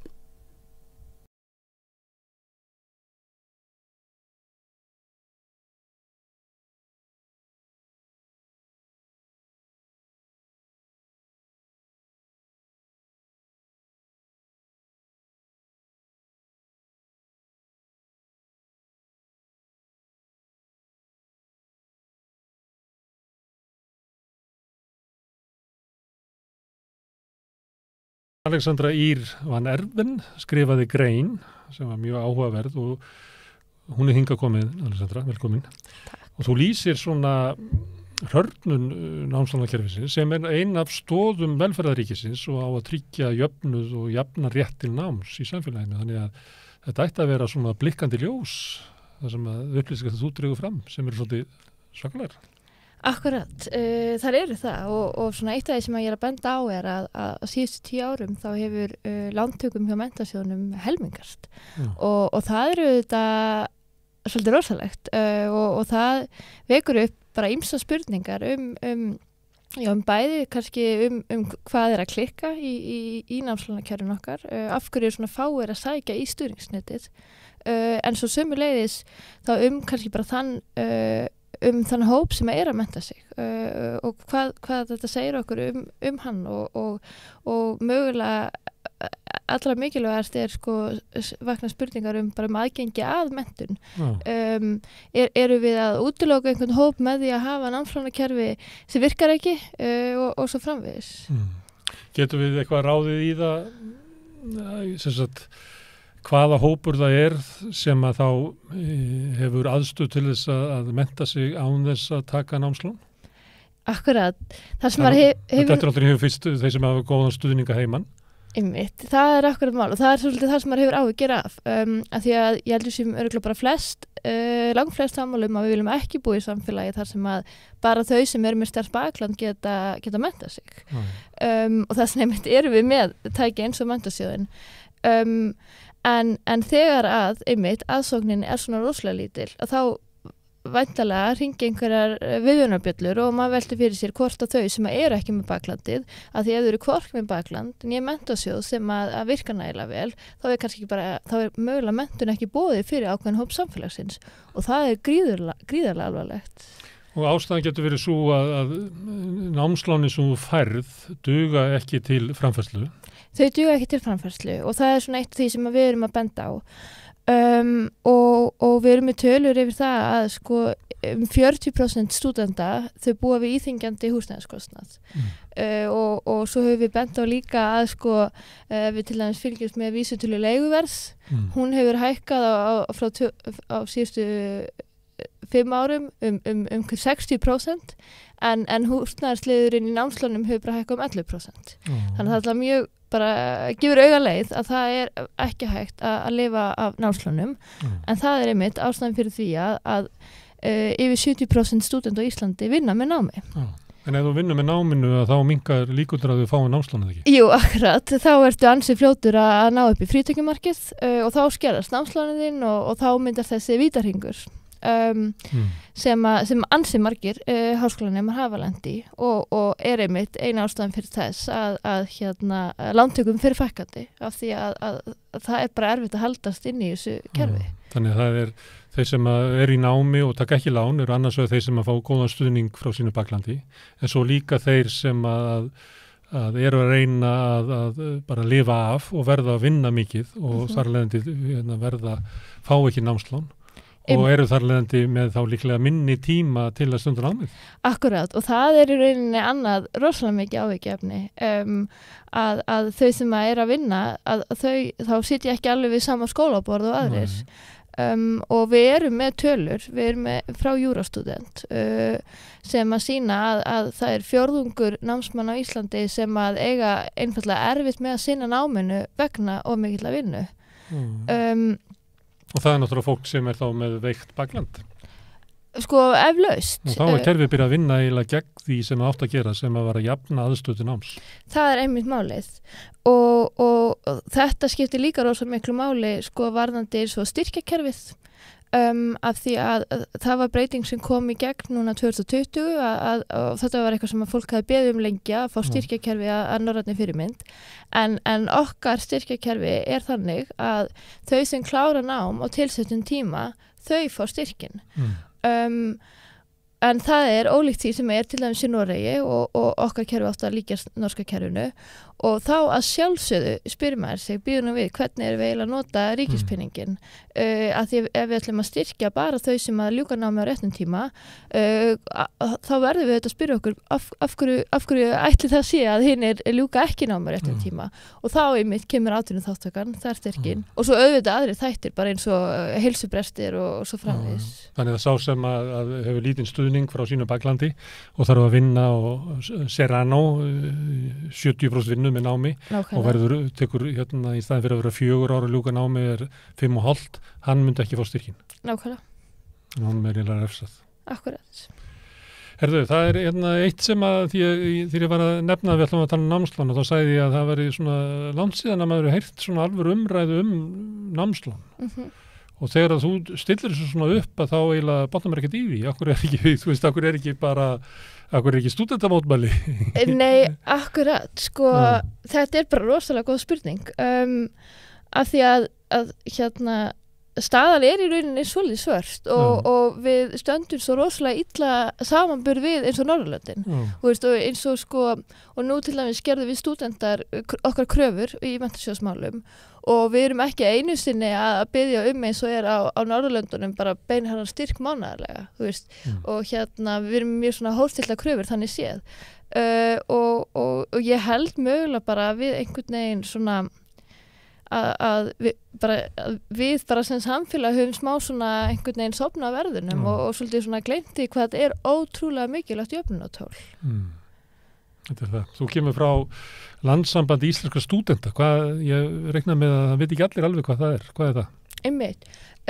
Þetta er rauninni reglífar samtök og að samtökunum hafa í rauninni 8 aðildafélög aðild og þessi 8 aðildafélög sem sagt stúdentafélög hvers háskóla og það við erum í 7 háskóla og svo 8. félagi í sambandi íslenskra námsmanna erlendis. Og þetta er rauninni frekar ungt félag, þetta verður 10 ára bara núna í ár. En eru stúdentar við Háskóla Íslands með í þessu? Já. Þau eru stærsta aðildafélagið, alveg langt stærsta og þetta var í rauninni stofnað svolítið hérna á þeim grundvelli sko að Stúdentarráð Háskóla Íslands hefur auðvitað verið svo rosalega öflugur málsvari stúdenta við þann skóla en það er svona það þótti tilefni til að stofna landsamtök sem myndi þá sinna hagsmunum svona heildarinnar. En í háskólanum þau eru náttúrulega lendi því að reka félagsstofnun stúdenta sem náttúrulega bara risa fyrirtæki og meðal annars fyrirtæki sem leigir stúdentum sem að kveina undan háum húsnæðiskostnaði þótt að ég reikna með þessi svona almennt lægra þar eða hvað? Já, leiga á stúdentagörðum er töluvert lægri en á almennu leigumarkaði. En hásamt, maður sér það þegar maður er að skoða auglýsingar og berða saman við hvað námslánin eru að þá er ekki mikill peningur eftir. Nei, það er nefnilega málið. Þetta eru þetta er ekki, mögulega ekki háleiga í sambori við hinn almenna markað, en þetta óhaglega þetta er leigufélag, en með við sko upp að námslána, þá er þetta rosalega stór bútur.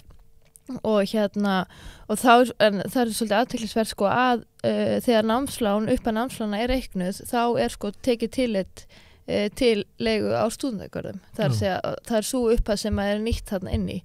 Þannig þeir sem ekki komast inn á stúdentagarðana, þeir eru bara í vondumálum. Bara algjörlega, þeir bara sitja í súpunni, já. Hérna, þú skrifast að grein, en hvað er til ráða? Ég meina, erum við á okkur svona núllpunkti að við þurfum bara að horfast í augu við ástandið og fara að ræða það, hverjir eru það sem eru fórnarlömb þessar aðstæðna? Hún, Sanna Magdalena sem er borgarfulltrúi, hún hefur svolítið fjallað þetta því að hún er náttúrulega eins og við komum fram í hennar máli að kemur af fábrotnu heimili og þurfti að brjótast í mennta fátæk og námslánin dugðu ekki og hún gat ekki flutt heim til mömmu sinnar, þau gat ekki deilt húsnæði því þá skerðust bætur móðurinnar, þannig að hún varð að vera úti á leigumarkaðnum og leiðin sem hún hafði, eins og hún hefur lýst í viðtölum til þess að komast ekki nám var að fara í smálána okurlán til þess að geta þreyja þorran til þess að geta klára sitt nám. Þannig að þegar hún kemur út úr náminu að þá er ekki bara það að þetta hafi verið erfiðu tími og heldur kemur hún út sko miklu skuldur heldur en fólk almennilega gera sig grein fyrir og með skuldar sko fyrirbrigðum sem að vilja fá peningin núna. Akkurat. Þannig kannski ættum við að fara að ræða svo, hvernig sko kerfi bitnar á þeim sem að kerfið ætti helst að styrkja sko. Akkurat, það held ég að sé bara algjörlega tilefni til og að því að maður færi með stundum svolítið á tilfinninguna sko að það sé búið að gleyma sko af hverju þessi sjóður er yfirhöfuð til að því hann er bara samkvæmt eigin skilgreiningu í lögum er hann félagslegur jöfnunarsjóður en svo eru stjórnvöld ekki metnaðarfyllri en það að þau til dæmis vilja hann standi undir sér að mörguleiti og þá til dæmis erum við að sjá hérna að vaksta þakið er allt of hátt af því að þau vilja sko að hérna hann balansist en þetta á þetta að vera félagslegu sjóður þannig að þetta er bara mjög þetta er bara mjög einkennilegt einhvern veginn hvernig við lítum á þetta. Þannig að það er ætlast til þess að stúdentarnir borgi það háa vexti að þeir viðhaldi sjóðnum borgi fyrir tap sjóðsins ef að innheimtist ekki lánin og fjármagnir auðvitað menntun komandi kynslóða með vaxtagreiðslu. Akkurat, bara 100% og þú veist meiri eins og þú segir skilur það bætist ofan á mjög háa vexti þá bætist vaxta álag vegna væntra affalla og það er bara eins og það sé verið að reka fyrirtæki sem ekki svo þessi fjárfesting samfélagsins í mennt. Herðu Alexandra, takk fyrir að koma hingað og takk fyrir greinarnar og takk fyrir að setja þetta mál á dagskrá. Við tökum þetta alvarlega og við ætlum alltaf áfram að fjalla námslán hérna við Rauðaborðið. Glæsilegt. En við skiptum yfir í næsta mál eftir augnablik.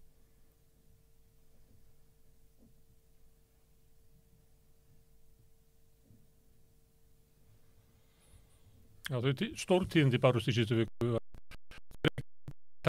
að læra íslensku og að það myndi hafa mikil áhrif á íslensk samfélag, íslenska menningu og okkur öll í persónulegu lífi að við gætum talað við gervigreind á okkar móðumáli.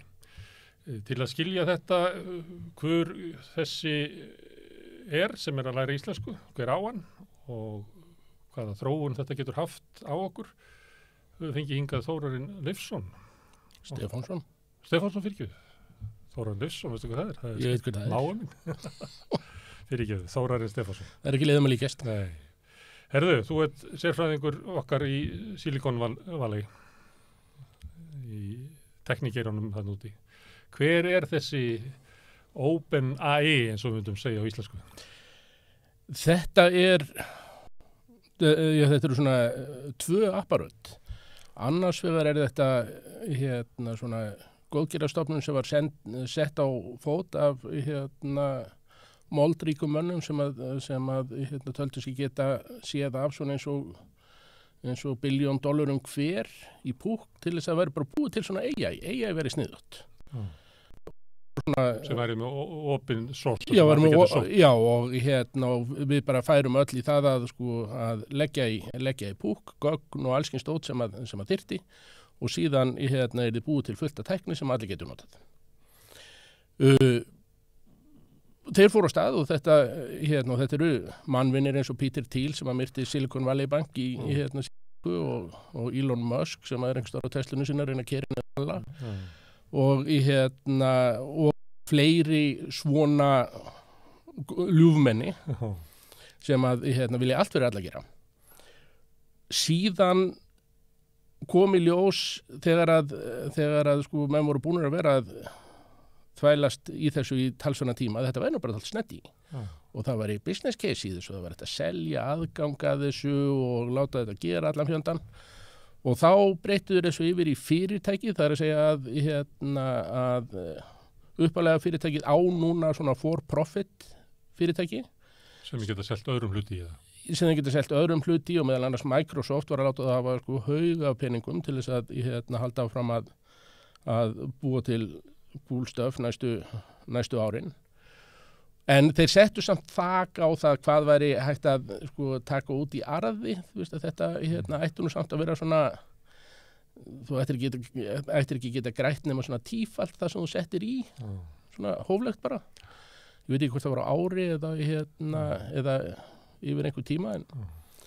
Og það er í raun og veru svo operasjón sem er að búa til þetta ChatGPT og ChatGPT 4. Og ég er endur ekki alveg viss. Af því að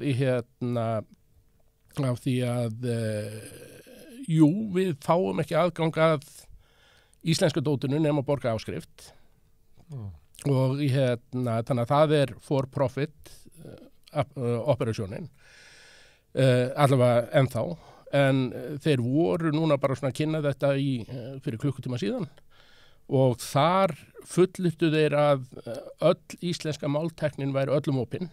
Þannig að menn gætu byggt ofan á þetta með svokölluðu MIT license eða það er að segja það sem að þú getur notað það sem að aðrir hafa byggt gegn því að þú leggir tilbaka í púkið það sem að þú byggir. En eru þá Íslendingar með samningarna við móðurfyrirtækið? Það má reikna með að hraðinn í framþróunin verði neðar þar sem að er meiri hagnaða? Þetta er ekki alveg á hreinu. En ég gerir ráð fyrir því að hraðinn er mestur þar sem hagnaðavonin er og svo sem eðlilegt að maður borgi fyrir notkun að einhverju leyti. Og það kemur í nýtt fé vegna þess að það er hægt að bæta nýju fé í móðursjóðin þar sem að Microsoft er að leggja inn til þess að auka rannsóknir og fleira er lagt inn þar sem er hægt að taka peningan út tilbaka. Já. Með hagnaði. Og öllu líkjöndum ef við erum að geta til þess, við getum bara spurt miðenda þessu, að öllu líkjöndum hefur miðend byrjað að tengja við móður vinnuna. Væntanlega. Já, því það var opið. Já. Og hvað er þetta góðir bólfélagar eins og settir? Ég held það svona upp að ákveðnu marki, maður þarf að passa sig að vera með þokkalegan svona kaupmála áður maður fer langt með þeim, en og það er reyndar svona þegar maður hjó eftir þegar ég vildi prófa þetta og lendi bara í biðröð, það eru 50.000 manns og undaðir í röðinni að þú veist, fá að greiða fyrir að fá aðgang til þess að þú getur hjakkað því, þá er svona, já, ok, sko þegar að Björn Bjarnason var að díla svona tungutekni og alls svona teknidót á sínum tíma, þá tryggði hann alltaf opinn aðgang fyrir Íslendinga á öllum fjandanum og hefði kannski mátt gera það núna, þannig að við ættum kannski senda hann með forsetanum næst þegar þeir farið í svona vissi tessjur. En það er sko, það er eiginlega sturlað að sko, íslenska skuli hafa komist þarna að ég bara skil það ekki, sko, það er verið. Það er eiginlega ekki ennþá komið fram hvernig það á því stóð, sko. Nei, Því að það mætti forseti, bara inn á gólf. Það getur varla verið nóg. Já, það þykir merkilegt ef að síðan sko vilja og þau hjá miðindir að gera alla vinnuna og leggja til öll gögnin og gera það alltaf, og gera það allt saman. Þú veist að þá skiptið og voðlega litlu máli hvort að það sé verið að keyra þetta módel meðfram, en sko flott er það að það sé gert. Já. Og ef að það er málið að fólki hjá miðind sé bara svona framalega, að þá er það stórmerkilegt. Já, mjög. Og er eiginlega líklegt að skýringin eins og er núna. Það hugsa ég, minna, það er engin business í þessu, sko, ekki þannig séð, sko. En þetta er svo svona talvél og tungumálavél í heiminum sem er líklegust til þess að verða öflugust, bara by far. Já. Þú veist, ef þú vilt tengja íslenskun einhverstarinn, þá er það akkurat þarna. Það er alveg rétt, sko. Og það er það er mest að gerast þarna. Og já, þannig að við erum að horfa á alveg sko óskaplega mikla framþróun. En svo erum við líka að horfa á það að sko væntingarnar sem verið er að skapa eru þessi greiðu aldrei eftir að standa undir þeim. Ok, hvað er liggja mörkin? Hvað er alveg ljóst að er hægt og hvað eru fólk að tala sem er kannski svolítið langt inn í framtíðinni? Sko, það sem að þessi græja er að gera, svona, þú veist, að mestu leyti er það að þú tekur alveg ofsalega stórt safn af einhverju sem einhverju við skrifað og sett á internetið. Og svo tekur meðaltalið af því, hvað er næsta orð á eftir þessu eða hverju svara menn svona. Og það byggir þá bara alveg rosalega mikið á því, sko, hvaða safn settur inn, hvað meðaltalið kemur út. Og það er stóra vandamálið að í þessari greiðu að sko á góðum degi getur þú beðið hann að segja þér einhverjar fréttir og það er bara eins og það fengið Jakob Bjarnar til að skrifa þetta. Á venjulegum degi að þá er bara talsverð hætta á því að sko það bara birtist einhver miðaldra virkur í athugasendum að segja þér sko hvernig COVID virkar. Þannig að það menn þurfa að passa sig alveg rosalega mikið á því hvað fyrir inn til þess að fá ekki rusl út. En byggist ekki upp svona, nú er það stundum haldið fram, er þess að í heimsbyggingar haldið fram og að það sé viti í massanum, að ef þú getur sótt hann einhvern veginn saman, það er ekki þannig að það komi út eitthvað sem er betra en heldin, heldur getur komið eitthvað út sem er bara eins lélegt og þau lélugust af okkur. Við heldum þetta, að svona wisdom of crowds væri þannig og þetta virkaði svona, þú veist, maður heyrði voðalega mikið talað um þetta svona 2000 eitthvað smá, að þá væri við með bara svona, ef þú tækir bara svona vegið meðaltala af öllu sem verið sett á internetið, að þá fengir út bara rosalega góð svör. Síðan bara lendum við því að það er bara fólk sem hefur meiri tíma heldur en endilega sko vita málefnunum sem að situr við og argast út í allt og alla á netinu og býr til sína eigin staðreyndir og hunsar aðrar og þetta fólk er að skrifa grein eftir grein sem að síðan svona kerfi og Google og allskyns geta upp. Ef við göngum út frá því að bara heldin sé sturtað þarna ofan í, það getur verið að áður en að sturtað texta þarna ofan í sé valið eitthvað sem að eitthvað vitur í. Það er nefnilega málið og það var viðtal við forstjóran, bara núna helgina á ABC í Bandaríkjunum. Þar sem hann sagði, sko, þú veist, við erum að gera tvennt, við erum að fylgjast með hvað kemur út og plokka út, þú veist, það sem er, þú veist, algjörlega galið. En svo erum við bara með fullt af fólki í því að velja mjög vel hvað fer inn. og það vekur síðan spurninguna, hvað fór inn í íslenska mótilið? Ég veit ekki. Hvað eru, sko, þú veist, hver valdi? Hvaða gögn eru þar? Þú veist, er þetta bara mokkinn? Er þetta mokkinn og vísir? Er þetta mokkinn, vísir og DFF? Hvað, sko... Áttu við að ef það eru bara dælt mokkunum hann inn, þá fengjum við út svona Davíð Oddsson. Þá ferðu meðalmokka. Þá ferðu bara frekar íhaldsaman, frekar karlagan. Já, þú veist að þú fær nákvæmlega það sem frekar miðaldra. Já, reyndar, þú fær frekar íhaldsaman. Já, og þessi kerfi hafa sýnt sig að þau frekar, sko, íta undir svona bías heldur en að draga úr honum. Því að gervigrindin er að reyna að læra og færa einhvern veginn svona viðurkenningu fyrir þú að læra í upphafi. Já.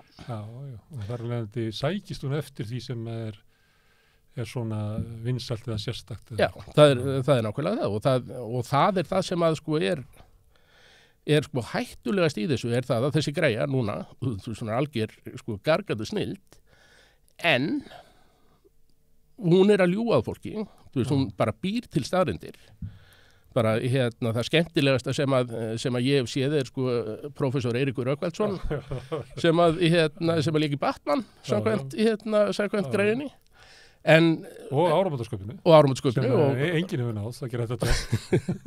En síðan eru við með svona hluti eins og það, af því að þetta byggir á sko meðaltali, að þá ef þú ferð inn í ChatGPT og spyrð hvað á Björk mörg börn, að þá færðu hún á 1 barn, Sindra, og byrja síðan eitthvað fjasum það, og svo þegar henni sagt, þú veist, nei, hún á 2 börn, að þá kemur svona, já, það er rétt þér, hún er líka dóttur. En af því að það voru fleiri greinar skrifaður Björk að þvælast með Sindra. Og hún hefur gætt þess að vera ekki með dótturina framalega. Já, að þá er bara ekki til. Þá er hún bara ekki til. Og sko, jafnvel, ef þú spurðir síðan aftur, þú veist hvað á Björk mörgveld, og þá var það aftur bara Sindri, af því að gervigreindin gleymdi. En í hvað er þetta að nota svona? Hvað eru mörg egg í pönnukökum? Hvað eru mörg egg í pönnukökum? Þú getur sagt 2 eða 1 eða... Það sem þetta dót er, og í raun og veru, það sem að forstjórinn sagði í gær, er að hann er svona á fullu að reyna að draga úr þetta ekki myndi með að skrifa fyrir því bækur. Að þetta er og getur verið alveg svakalega góður svona gaur við hliðina á þér sem er að stinga upp á einhverju og svo ræður hvort þú notar það eða ekki út að skrifa einhver texta en þetta getur texta eða kóða eða tekna mynd eða eitthvað. En þetta getur tekið svona loðnufréttir, skrifaðir fyrir það aftur gefna þú segir hvað þetta voru mörg tonn í gær. Og útkemur Það er ekki dýft í því, það er bara, nei. Þetta er bara svona upplýsingatekni. Allt sem að kemur út úr þessu er rosalega flatur texti, þetta er meðaltext. Og þetta er ekki Alfreð orðabók, þetta getur ekki leiðrétt svona, Nei. Þú getur ekki spurt þetta raunverulega. Jú, spurt þetta. Já, en það kemur svarið er bara eins og að kasta bolta í skíu. Já, svona 80% er svona cirka rétt. 18% eru síðan það sem er eiginlega verst er svona subtly wrong, þú veist, svona segir að P sé 4,2, þú veist. Og þú veist, og svo eru 2% sem eru bara algjörlega gaga, þú veist, Eiríkur Rögnvaldsson í Batman og svona, og eitthvað svoleiðis. Og þú þarft að vita muninn. En í öllum svona... Og svo kann hún ekki, hún skilur ekkit annað heldur það sem henni hefur verið sagt. En hún getur lært sjálf, hún getur étið endalausa upplýsingum og raða þeim einhvern veginn. Já, sko. Þar er aftur komið að það sem menn er að jagast á út í heimi er gögn fram til 2021. Allt sem gerist eftir það, hún er ekki hugmyndið það.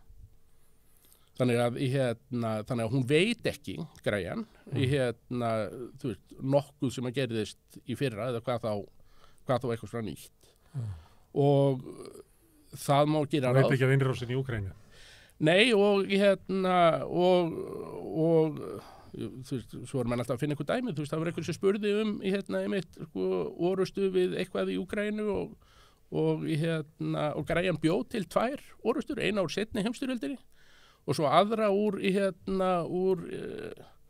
úr aðskilnaðar sinna hvorug átti sér stað. Hún hefur sett mannlega eiginleika að vilja vita meira en hún veit. Hún bara aftur, hún miðaldra hvítur kall í athugasemdakerfi.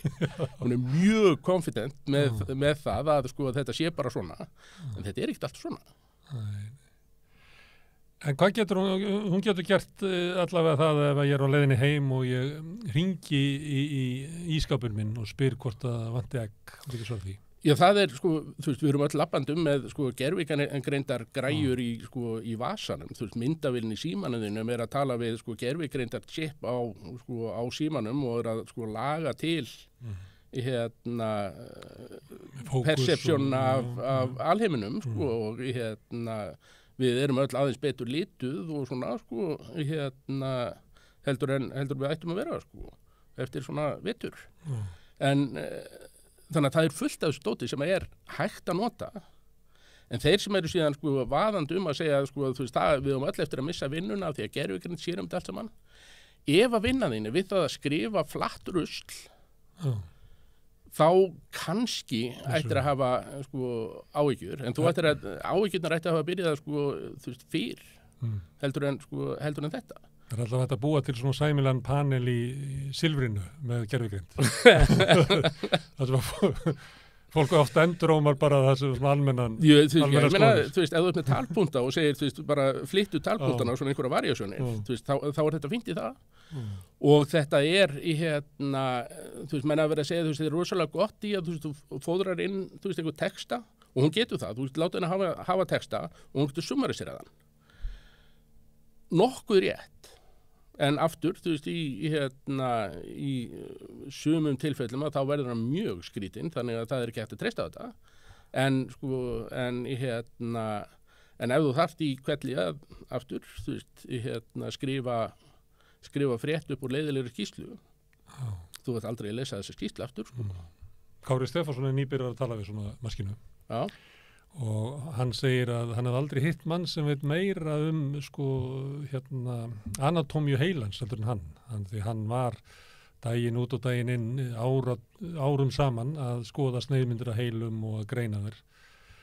Og hann sagði að þegar hann byrjaði að tala við þessa maskínu, að það var þetta í fyrsta skipti sem hann hitti einhvern sem þekkti einhverja tiltekna heilastöð. Þannig að aldrei lenti í því áður. En það var að fyrstu samskipti sem þeir áttu, þannig að hann var eiginlega svona hann var með svona, hvað heitir aftur þegar svona kallar verða skotnir í hvoru örum.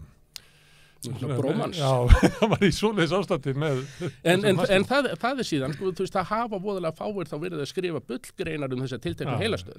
Þannig að upplýsingarna sem að koma þarna inn eru þá mjög góðar og þá eru upplýsingarna sem koma út mjög góðar að öllum líkindum. Og það sko, þú veist, ef menn síðan, þú veist, ritstýra þessu safni vel, að þá kemur gott dót út, en ef mann setja bara allt saman að þá þurfa mann að vera með, sem mann erum með núna, að vera með sko hauga fólki að sko spyrja þetta dót og segja þetta rétt og það augljóslega skalast ekki, þú veist, þú bara heldur ekki í við upplýsingaflæði heimsins með fólk að segja, þú veist, þetta er rétt, þetta er rangt, þetta er rétt, þetta er rangt. En eitt gildi mannlífsins að við erum ólík. Kæm ekki til grein að bara byggja upp ólíkar gervigreindir? Ég held að í staðin fyrir að hafa þessu hugmyndum að komi bara allt í einn Mr. Manhattan og svarallu. Ég held að það sé sko, já, hluta til hægt að sko, þú getur fengið texta skrifaðan eins og Laxness hefði skrifaðan eða sko, myndir eins og Rembrandt hefði málað og hún þú veist ekki það. En það ég held samt að sko, við endum með mismunandi þjálfun til þess að gera mismunandi hluti fyrir mismunandi fólk. Þú veist það bara, þú hefur engan áhuga á því að fá eitthvað, sko, þú veist að lífiðinu sé svona hálfstjórnað á mokkanum, sko. Þú veist, en Nó þessi algoritmi sem að vera kljást við í á samfélagsmiðlum þú veist að þetta er nákvæmlega sem eru með ótrúlega stereotypu hugmyndur miðaldra karlmenn já. og áhuga svið okkar. En þegar maður fer að reyna að segja þetta er ekki alveg svona og svo fer maður að skoða miðaldra karlmenn og svona, jú, þetta er svona. Já, það getur verið óþægilegt að fá þessa almennu mynd af honum þar sem algoritmin er að reyna að tróða mér inn í hana. Já, það er, þú veist, og þess vegna, þú veist, þarf maður að hafa, þú veist, í raun og veru frelsið til að vera öðruvísi og það að geta þá sagt helvítis algríminum, ég er öðruvísi. Þú veist, bara, ekki sína mér, samsennakenningir, sýndum bara fleiri kísumyndir og mataruppskriftir, það er góður. Herðu, en það sem er merkilegt í þessu er að íslenskan er þarna. Það er alveg ævintýralega merkilegt og stórsigur fyrir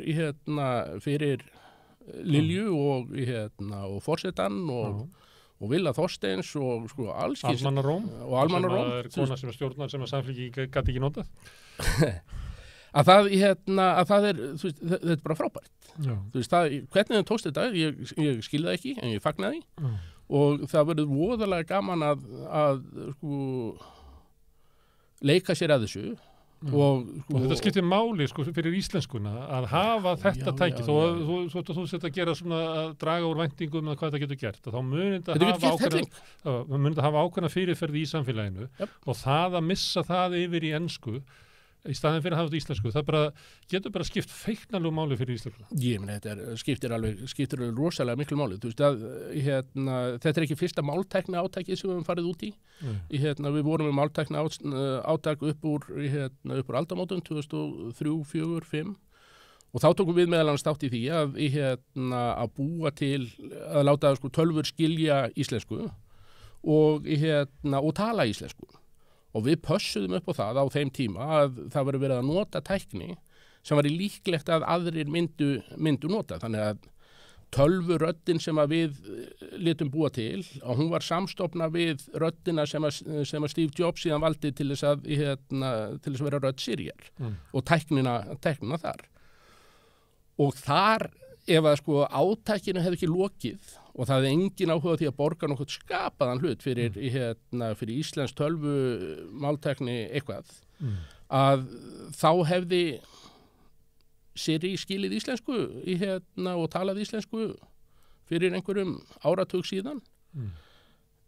En í staðin erum við ennþá með það að svo er ekki. Þú veist, af því að ef við leifum stórfyrirtækjunum að ráða, að þá er baskneska tekin fyrst og svo íslenska einhverstað þar á eftir, þannig er það bara. Og nema við borgum fyrir að fara fram fyrir röðina. Og hvernig okkur tókst þetta, án þess að borga, er stórkastlegt. En það að við tengjum þarna inn, það sem að eru, til dæmis, Apple er ekki tengt inn í það, mun það flýta fyrir því að Siri tala íslensku? Er eitthvað svona brautir þarna á milli? Apple og reyndar og Google og Amazon er í tómum vandræðum með túkuteknina sína af því að þeir voru að vinna þetta öðruvísi og á svona gamlan máta. Þannig að það að bæta einhverjum skilningi inn í Siri núna já, það er bara þeir eru vandræðum að gera það á ensku sko. Það tekur svo langa tíma að byggja nýja Siri. Gæti verið þannig að þeir myndu taka upp þennan plattform eins og oft gerist í tækninni? Þeir þurfa að skipta út og fara inn í eitthvað svona, já. Og þeir eru örugglega á fullu að vinna í sko, sambærilega því að aftur, OpenAI var mjög opið og þessi tækni er alveg þekkt. Þú veist, það er ekkert nýtt í þessu þannig séð, það er bara við eigum bara miklu öflugur í tölvur núna, þannig að sko, en tæknin er frá 1990 eitthvað sko. Þannig bara gervigreindin hefur bara þroskast og þróast. Já. Og er orðið bara sterkari og stærri. Já, og er farin að gera undursamlega hluti. Þú veist, þú veist, hún er að greina krabbamein. Hún er að finna lyf við öllum fjandanum bara með því að segja, þú veist, hérna eru allskynslið sem að gera allskyns og svo er ég hérna með vandræða prótín, segðu mér hvaða kokteil býr til einhver djöfulun sem að getur þetta prótín svo það dreipur fólk ekki og útspýtist eitthvað, hérna eru, þú veist, ef þú tekur hérna hálsnegu og eyrnalífið þetta og þetta, þá getur þú prófað að sko sjá hvernig það vinnur saman. Þannig að það sem geta tölvunar er náttúrulega að komast yfir miklu fleiri upplýsingar heldur en manns heilin getur gert, ekki endilega ályktunarhæfnin. Og þess vegna til dæmis talað það að lögfræðingar missi vinnu, það er náttúrulega svona yngri lögfræðingar sem að vinna einmitt við þetta. Saksa í gegnum bunga til þess að finna sem næst neðst þar sem þeir segja við gerum þetta. Já, og það er kannski þau störf sem í mestur hættu sem að þurfa að keyra sig í gegnum óheyrilegar upplýsingar. En þá munum við náttúrulega missa eitt sem ætti að vera eldri lögfræðingar sem að fóru þessa leið og eldra fræðafólk sem á efri árum nær oft svona undarlega mikilli yfirsýn. Já. En þú færð þann ekki nema að fræða. Ef þú fékkst alltaf bara það er annarkvort A eða B. Og þá sérðu ekki hvað og reyndar svona stóra vandamáli við þessi kerfi öllsumöl er að sko, þau var óbúslega erfitt með að segja þér af hverju. Þannig að það getur komið og sagt B og þegar þú spyrir af hverju þá veit kerfið ekki. Það er nú bara eins og til dæmis stjórnmálaflokkar hér gera ríkið á ekki að vera að vasast í bankarekstri og maður spyrir af hverju, það kemur aldrei svar. Nei, það bara, þú veist, það náttúrulega vitað allir, á ekki verið að sleppt. En það er hins vegar, það er slæmt, sérstaklega þegar þú horfur á það, að sko þessi kerfi að læra, þú veist, það læra börnin sem fyrir þeim haft, að þetta eru börn og þau vita af hvernig það var í fortíðinni. Og við erum öll sammála það að það er ýmislegt í fortíðinni sem hefði mátt betur fara. Þarna eru greiður sem að taka ákvarðanir eða stingu på ákvarðanir byggt á hvernig þetta var í fortíðinni. Þannig að við eigum að lánshæfismatið á að vera lægra fyrir konur af því að þær hafa verið með lægri laun. Og allskins svona dótarri sem að kemur út úr þessu ef það er ekki passað hvar þetta má vera og hvað þetta má ekki vera. Og þegar þú ert að vinna í einhverju svona sem hefur áhrif á líf fólks, veruleg áhrif, að þá verður bara skikkamenn til að segja þú átt alltaf rétt á því að það fari einhver og segi af því að þú ert kona. Og síðan getur þú rífist út frá þeim punktið, þegar þú fékkst nei á lánið þitt. Það er maður sem ég þekkti sem sagði einu svona að fólk sem að byggja upp gervigreind í tölvum er með gervigreind sjálft því að það er bara með svo þunna hugmynd hvað er greind. En svo er það annars vegar það, við getum velt í fyrir okkur, svo er það líka það að því meira sem að svona maskínur eru notaðar, það má eiginlega segja að það geti haft áhrif á mannlega hugsun, að við aðlugum okkur að þessu, allt og bítandi. Við höfum náttúrulega ótrúlega aðlunahefni í maðurinn. Jú. Við getum aðlagað okkur að heimsku, við getum aðlagað okkur að alræði, við getum aðlagað okkur að allskis ógeði. Misrétti. Og það er náttúrulega life finds a way er alþekkt. Það er ekki bara maðurinn, það er allt sem að það er mjög fjörlegt líf í kringum Tjernobyl núna og við heldum að það er eyðimörk. En það er allskins hlutir sem að fólk getur fólk og dýr og allskins geta aðlagast, en konar mín er með master í gervigreind og þannig að ég heyr alltaf svona þegar að kemur einhver með svona, þetta er algjör nýjung og þetta áttur að breyta öllu og þá kemur hún froðufellandi fram, djúfusis bull er þetta, anskotans og það þetta eru praktískt tól en þetta er líka bara tól og það er bara stór helviti hættulegt okkur öllum, þeir sem að segja, nú ætlum við að þetta er svo sniðut, það er bara hægt að láta að taka ákvarðanir. Nei. Þetta tekur ekki ákvarðanir, þetta er ekki greint, þetta er bara að taka þetta er bara að reikna út líkur og þú byggir ekki líf þitt á svona líkindareikningi, þú bara hefur ekki nægilega mikið á gögnum og þannig að það er bara svona þó þú hafi verið í lélegum skóla og pappið þessi hálfviti þýðir ekki að það er ekki lánaði pening. Þetta myndi eiginlega bara frista heiminn. í einhverju tiltekni stöðu. Já. Þetta vill bara hafa þetta eins og það var. Já,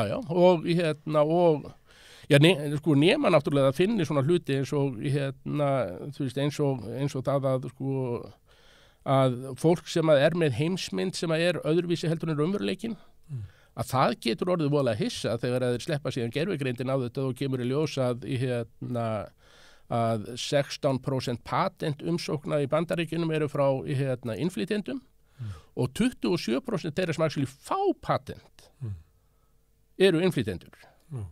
Og útskýrðu það fyrir mönnum sem að halda því fram að innflytjendur séu bara í eðli sínu slæmir.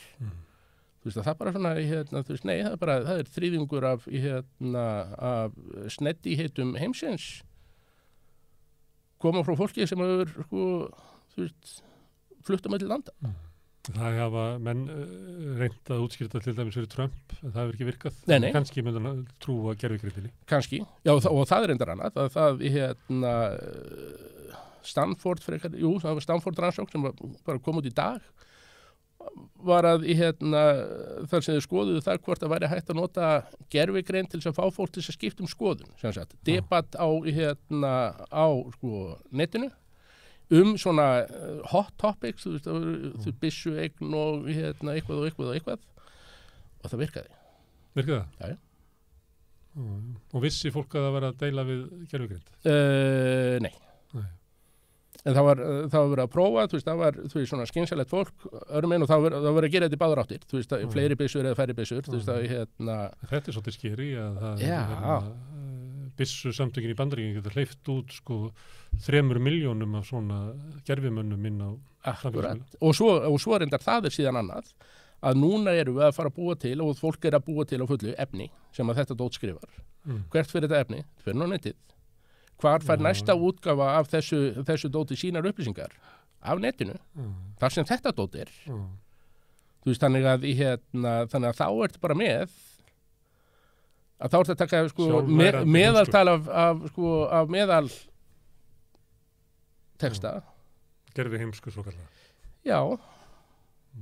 Nema þú segir bara, þú veist, við ætlum bara að taka fræðirit eða eitthvað, Sem er ekki. Það er ekki verið að búa til slíka veru. Nei. Herðu, Þorrin, alltaf gaman að fá þig hérna með fréttir úr tækniheiminum. Kæra þakkir. Takk að þér. Og við snúum okkur núna að næsta máli eftir augnablik. Samstöðin á öllum hlaðvarpsveitum. Rauðaborðið, Sanna Reykjavík, Samtal á sunnudegi og Helgispjall. Já, það er út í heimi er það að frétta að Xi Jinping forseti Kína lendi í morgun í Moskvu og líklega þegar við erum að tala saman núna búin að eiga kvöldverð með Putin forseta og morgun ætla þeir að vera í formlegu fundi að ráða ráðum sínum.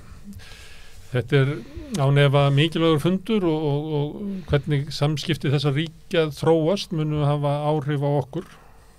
Það er eitthvað svo óumdeilt. En til að skilja þetta erum við búin að fá sérfræðinga að Rauðaborðinu, sérfræðinga í sitt hvort landinu. Geir Sigurðsson er Kína-sérfræðingur og Valur Gunnarsson er Rússlands-sérfræðingur. Verið velkomnir. Takk fyrir. Ef maður byrja á þér, Geir, hvaða heldur að sé svona markmið eða erindi forseta Kína ferð til Moskvu? Já, stórtið spurt. Það er greinlegt að hann ætli að reyna að treysta þetta samband sem að hefur verið að þróast með, í raun og veru ótrúlega hröðum hætti beinsmanni á undanförnum árum. Ef maður skoðar svona sögulegt samband Rússlands og Kína eða Sovjetríkjan og Kína þá voru margar brotalamir í því og mann hefur alltaf grunað að það myndi í raun og veru að Rússland og Kína og samband þeirra myndi standa á einhvers konar brauðfótum en það er greinilega verið að reyna að treysta það mjög mikið og bæði ríkin verið að líta svo á að þau séu hvort öðru mjög mikilvæg þessar mundir. Og upplifa bæði að þau séu svona í umsátri frá Bandaríkjunum og Vesturveldunum að sé verið að þrengja að þeim. Já, það er einmitt þessi opinbera umræða sem að kemur að minnsta frá Kína. Ég kannski þekki hana miklu síður í tilviki Rússlands en ég gerir ráð fyrir því að hún sé ekkit hún er á mjög svona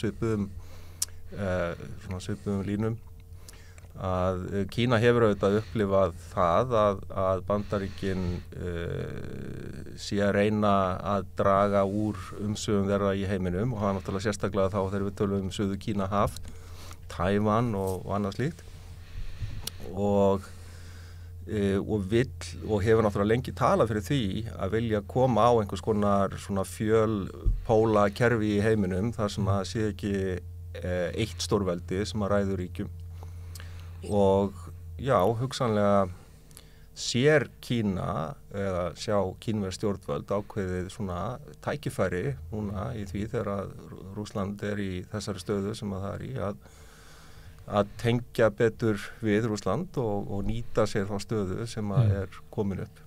Rússland í svo veikri stöðu að þau geti ekki valið sér vini og vera að þykja. Já, það alveg á hreinu að Rússland í miklu veikar stöðu en Kína og maður auðvitað velti fyrir sér líka sko hvað Rússland telur sig geta fengið út úr svona nánu sambandi við Kína. Þeir hljóta að vera í svona tiltölulega veikri samningsstöðu, myndi maður halda.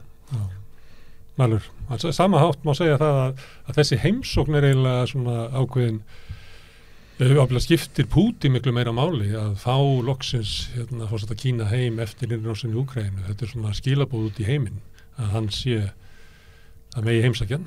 Já, einu sem heimsótt nýlega Assad sem náttúrulega hefur verið svolítið svona olbúa barn eftir fjöldamál hans á einn borgurum. Þannig að svona í alþjóðlegu PR-mennsku þetta risamál fyrir Pútín. Já, það sko varandi hvað Kína vill fá út úr sig, sko Kínverjar vilja held ég annars vera stríðinu ljúki.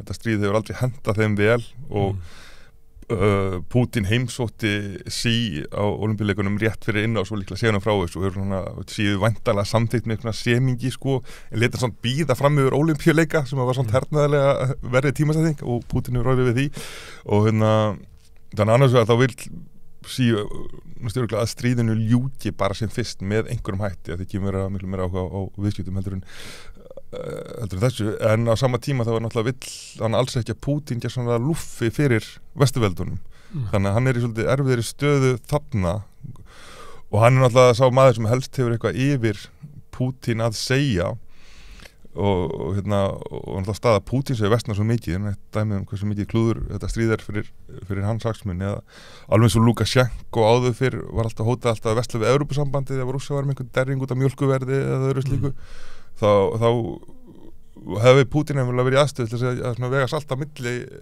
Evrópu og Kína en nú það algjörlega farið nú hann bara í eitt stað að halla sér á og sína alltaf hefur ímsa træði í hendi sér hann gæti þess að sagt til Pútín að hann vildi bara nú bara skrúta stríði niður eða því að ef að Kína lokar á hann líka þá lítið eftir og hann gæti líka hann líka þann möguleika að segja við Úkraínamenn að ef að Úkraínamenn að fá mjög háþróið vopn frá Vesturlöndum og Rússar virðast meira og meira að ganga á sína byrðir og við erum nota eldri og eldri skriðdreka en ef að Kínverjar myndi opna fyrir sína geymslu þá náttúrulega gæti þetta stríð nánast haldið endalaust áfram þannig að hann hefur það træði í hendi sér en það er ekkert líklegt þessi heimsókn eitt annað heldur en vináttu heimsókn en það bjóst heldur engi með því að Kínverjar myndi koma á friði á milli eða samningu á milli Sádi-Arabíu og Íran maður held að það væri bara fast í alþjóðastjórnmálum 21. öld að þessi tvö sunnita og síta ríki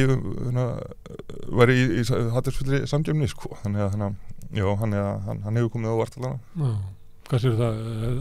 Þessi í raun að reyna að koma á friði, Kínverjar?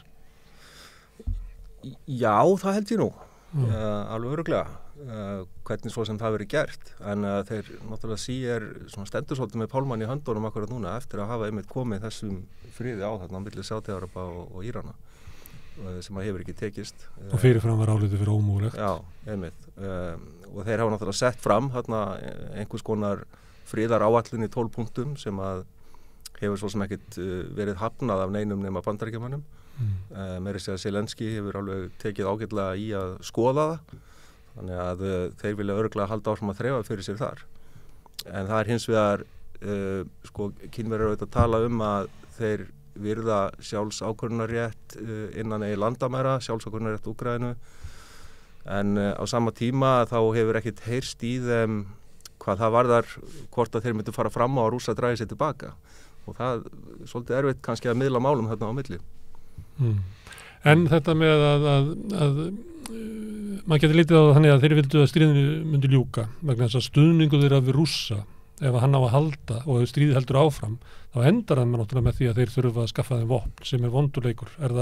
Getur ekki líka bara verið út af því að þeir geta ekki haldið góðu sambandi við Rússa til lengri tíma ef að stríði heldur áfram? Jú, ég held að það sé alveg rétt. Ég held að þeir vilji ekki finna sig í þeirri aðstöðu að þeir vera knúnir til þess að skaffa þeim vopn. Þá lenda þeir í vandræðum og þeir gera sér örugglega alveg fulla grein fyrir því.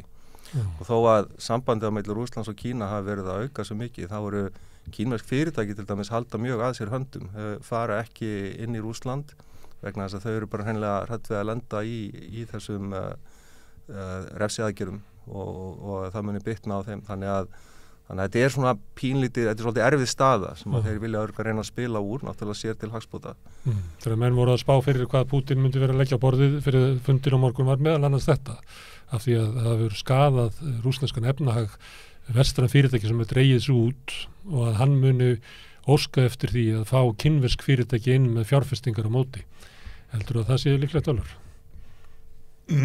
Kannski ekki svo líklegt út af einmitt þessum ástæðum sem eru nefndar. Gefur þetta bara getið ekki? Já, því að þeir eru hræddir við því að vera beittir svona secondary viðskiptaþvingunum að það sem að viðskiptaþvingunum er ekki bara beint á aðeins sem vilt koma höggja á heldur aðra sem hefur viðskipti við hann. Viðskiptasamband í Rússlands og Kína núna gengur að miklu leit út á bara að Rússa selja Kínverjum olíu og gas en ódýrar heldur en þeir eru selt til Þýskalands því náttúrulega nú hafa þeir engin hús að venda. Enga samningsstöðu. Já, þannig að en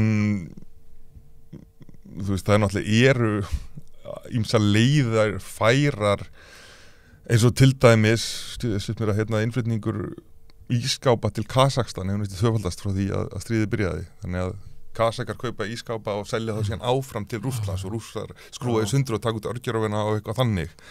Og sömu leiðist þá eru alls konar skúfufyrirtæki verið allir í Tyrklandi sem er ekki beitt viðskiptaþvingunum en þeir geta vesla síðan áfram við Rússa. Þannig að þú veist það er ýmsar aðrar leiðir færar heldur en að formlega að opna kínversk fyrirtæki út allt í Rússlandi sem er kannski ósynlegt.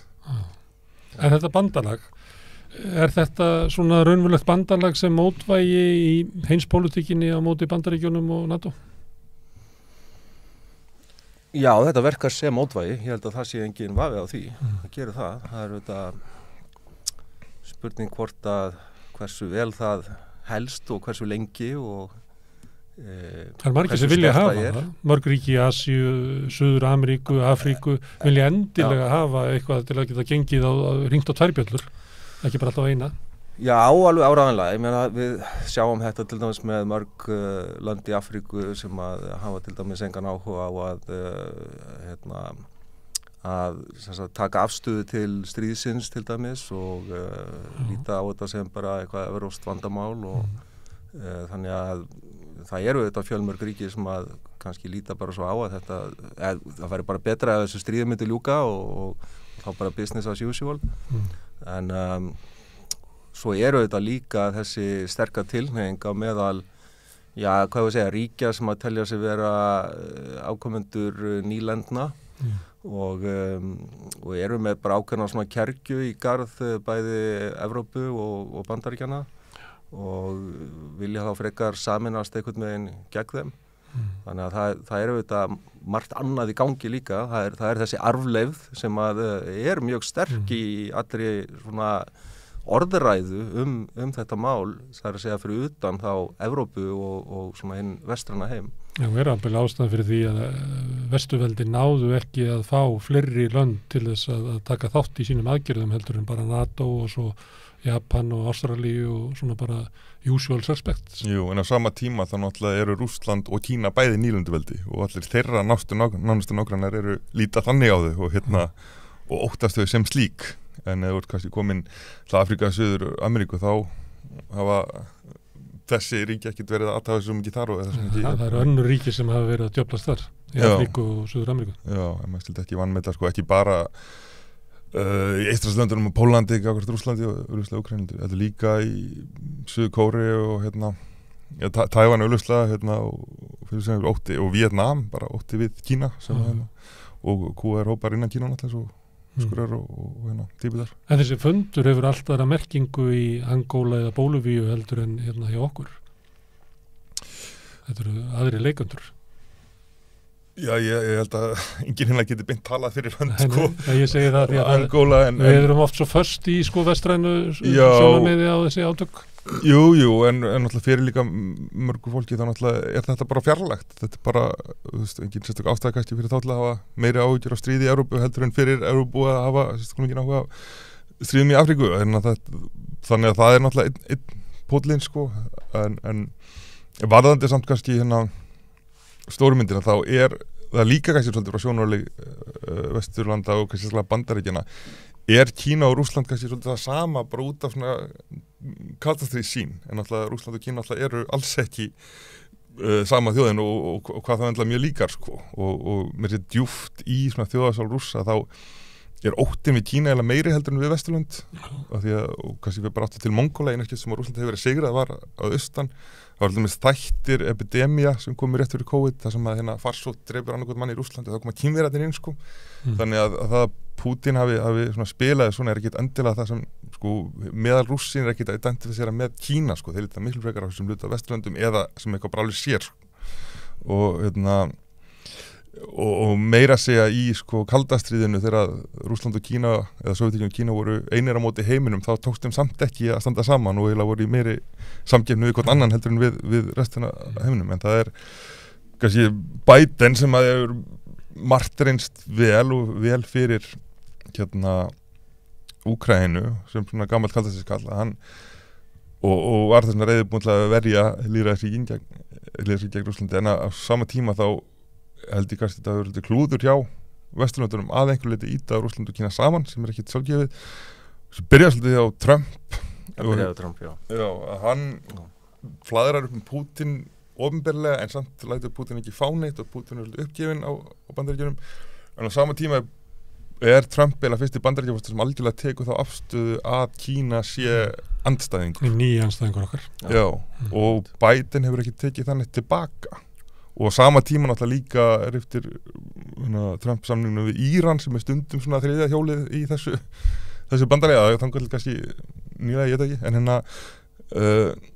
já þannig að það held ég að sé kannski mistökin að þjappa þeim saman meðan Kína náttúrulega stór partur á alþjóðakerfinu og það og hafa ekki verið mjög ógnandi við nágrunna þannig að það að gera Kína góðan að gildan þáttakanda í alþjóðaviðskiptum eins og einhver liti orð eins og urðin eins og náttúrulega nýtam aftur út það held ég sé ekki kannski mjög ég held að það sé alveg rétt sem að Valur segir sko að það var með Trump sem að raun og veru ítti Kína svolítið út fyrir sko það hefði alveg örugglega verið hægt að fá Kína meira í lið með sér lið með Vesturlöndum en það var með Trump sem að eiginlega gerði út þær vonir og núna sér maður líka hvernig sko orðræðan í Kína þessi opinbera orðræða sko hún svona anti-NATO og að NATO náttúrulega með Bandaríkin í broti fylkingar er að þjarma að Rússlandi og Kína hefur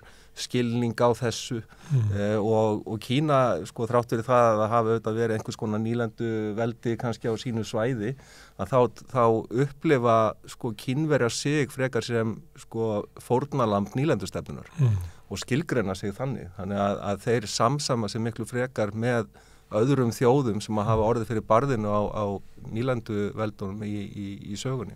Já, nýlendustefnan lék það náttúrulega mjög illa, braut niður. Já, hún gerði það, hún náttúrulega, ég meina, landinu var bara skipt upp í áhrifasvæði í ansi langan tíma og náttúrulega arðrænt og farið mjög illa með þá. En meðan að stríðið að þá verður þetta bandamenn. Ef það kemur friður á, að þá mjög ólíklegt að sko Vesturlöndin einhvern veginn ekki nema sig fullnaða sigur og Pútín láti af völdum og komi einhver ríkisstjórn sem að Vesturlöndum líkar vel við í Rússlandi sem kannski ekkert líklegt þá friður geti jáfnvel líka ítt menn frekar saman því að þá geta kínversk fyrirtæki verið í viðskiptum við Rússa og fleira. Já, til skamstíma liti náttúrulega Pútín svona de facto búin að gera Rússland að kínversku leppríki og Rússar hafa valla aðra valkosti og Rússland hefur veikst sko, þannig að þau þurfa eitthvað svona styrkingu þegar að friðurinn kemur og hvaðan getur sá styrkur komið, það eiginlega bara Kína. Já, nema að það verði allsherjar stjórnarbreyting sem að það ekki fyrir séð að Pútín verði steypt og það gætu þetta gerst einhver tíman, byltingar neðan er kannski nákvæmlega en merkilegt nokk þá eftir langa setu eins leiðtogi í Rússlandi þá kemur oftast óbúslegur andströymur af alls konar öflum sem hafa bara verið haldið niðri. Og eftir Stalin fáum við Khrushchev. Já, eftir Stalin fáum við Khrushchev, eftir Brezhnev fáum við Gorbachev, eftir Putin fáum við það eftir að koma í ljós og þetta tekst líka alltaf rosalega mikið á í Rússum. Þá ekki bara sí. Ég hvort að innlega með annað, já, en að þú veist, þetta tekst rosalega mikið á í Rússum þessi svona verstur sækni eins og Pétur Mikla. Stundum vilja vera venjulegt Evrópuríki, en þetta er merkilegt og stórt Evrópuríki og stundum vilja það vera eitthvað alveg annað en þessi tveir straumar þeir takast á og þeir munu að halda áfram að takast á, það verður ekkert þannig að það verður aldrei þannig að meiri hluti Rússa samþykki það að bara sogast í áttina að Kína. Nei, jafnvel þó að það verðist vera einu leikur sem fær akkurat núna, þá held ég að til lengri tíma liti þá sé það ekki alls ekkert alls ekki óhjákvæmilegt að það sé það sem að muni gerast eitthvað mun koma þarna á milli held ég einhver tímapunkti. Þannig eru tveir einvaldar í allræðisríkjum svo gott sem maður þarf ekki að setja miklar gæsalapir í kringum svona fullningur, þannig að svona hefur þróunin orðið og sama tíma þá sjáum við þróun víða þar sem að lýðræði er að gefa eftir, við sjáum það í Indlandi þar sem að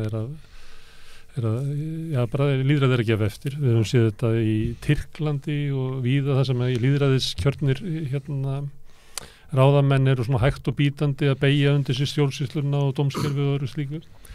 Er hægt við að styrkur þessara tveggja manna ýti undir slíka þróun í heiminum? Þetta er flókið spurning. Ég byggur að geta til áhrif, svona hugmyndarlegt áhrif þessa fundar og þessa andstöðu gegn Vesturlöndum svona kannski víða heimin, ekki bara viðskiptalega.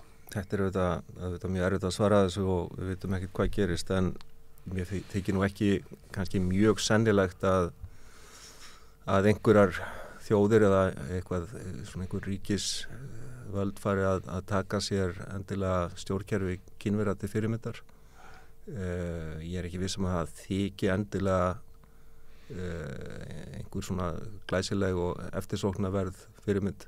Þeir stilla sér svolítið upp, þeir segja að við náum framförum en við þurfum ekki að beygja okkur undir vestan lýðræði þess, er það ekki?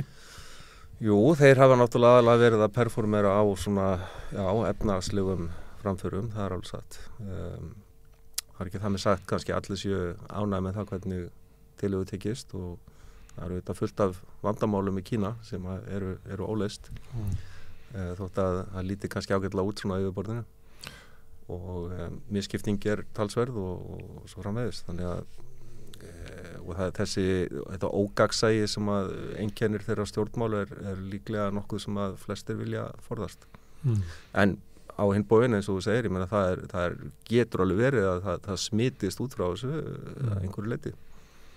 Sama er sagt Erdogan, hann er að breyta ýmsu og það er ekki allt í góðs en það er búið að vera efnahagslegur uppgangur undir honum, sama er sagt Moody, þetta er nú sagt þessa kalla sko. Það er nú reynda rosalega verðbólga og það fór nú veldi illa hjá Erdogan efnahagslega. En fram að svona síðustu 2 árum þá var þetta sögnin Erdogan. Já, og nú eru kosningar í Tyrklandi voru sjáum til. Ég held nefnilega að sko þessi svona einvalda sem að við vorum vitni að sko og þess vegna einhver leiti með Trump og sterkamannunum og ég las það frá svona miðjum síðasta áratug. Ég held nefnilega að sterkimannur sé orðin veikari heldur en hann var og ég held að það sjáist bara svolítið skýrt í þessu stríði. Þegar að stórveldi eins og Rússland getur ekki ráðið við ríki eins og Úkraínu þá þrátt fyrir að eiga að hafa mikla yfirbyrði þá segir það okkur eitthvað bara styrkleika kerfanna jafnvel að 20 ára pútinisma hafi ekki fært Rússum meira heldur en það að þeir geta ekki einu sinni framkvæmt það sem að þeir til þessi geta framkvæmt hernaðarlega og þessi óbóðslega spilling hefur gert það verkum að rússneski herinn var alltaf starfhæfur og meðan frelsiselskandi Úkraínumenn vinna hvert sérna á hættur önum, þannig að það kemur bara ljós aftur að hafa sama einvald endalaust lengi, það leiðir bara til stöðnunar og getur ekki gert neitt annað og síðan hann verður eldri og eldri og yngri vald kemur þetta ekki að og þannig að þetta afhjálpa veikleikara líka og gæti meiri sé að verið með Kína, þetta átti að vera kínversku öldin en Kínverjar eftir hörmungar áruna fóru þá skynsamlega leið að leyfa hverjum leiðtoga að vera ekki lengur en 10 ár, þannig að hann var bara sjálfkrafa alltaf endurnýjun, ekki endilega lýðræðislega en það var endurnýjun en núna Xi búin að brjóta þann múr og ætlar að sitja endalaust sjáum að hagvöxturinn minnka og ég held að að þessi svona ris Kína sem búið að vera bara saga aldarinnar að það gæti fara að hægja svolítið mikið á því einmitt að því að sami maðurinn ætlar að sitja endalaust. Kemur að segja að fá Pútín eftir 2008 eða 2012 í hausinn í gennum Xi.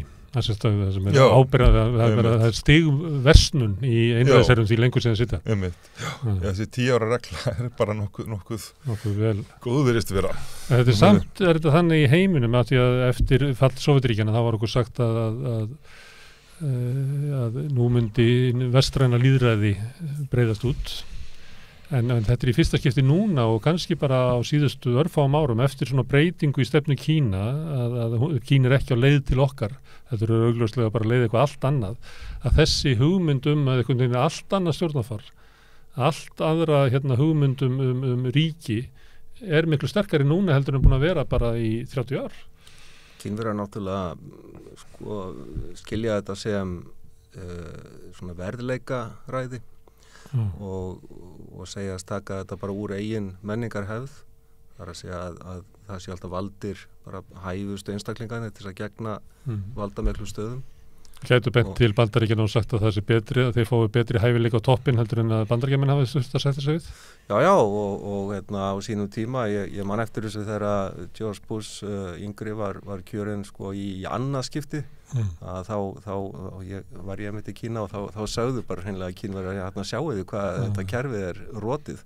Hann er ekki kosin bara í 1 skipti, heldur í 2 skipti, þannig að það var greinilega eitthvað mikið að.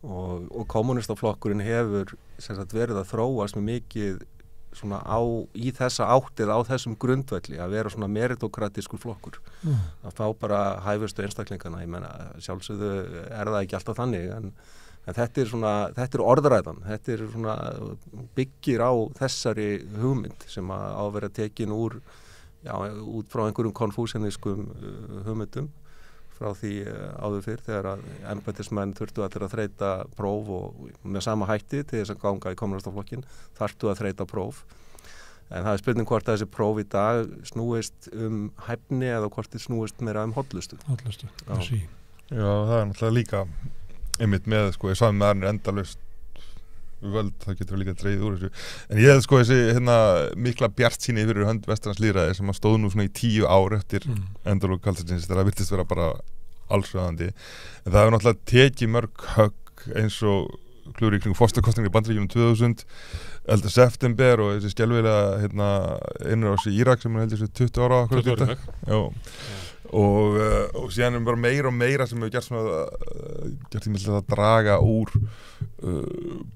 Bandaríkjunum og Vesturlöndum almennt sem fyrirmynd og það hefur verið svona saga undanfarna 10 ára allavega og þessum Pútínu tíma jafnvel virtist vera einhvers konar mótul með eitthvað annað, ég held að fæsti lítið upp til hans í dag sem einhverja góðarlega að fara og þannig að kannski er einmitt þessu svona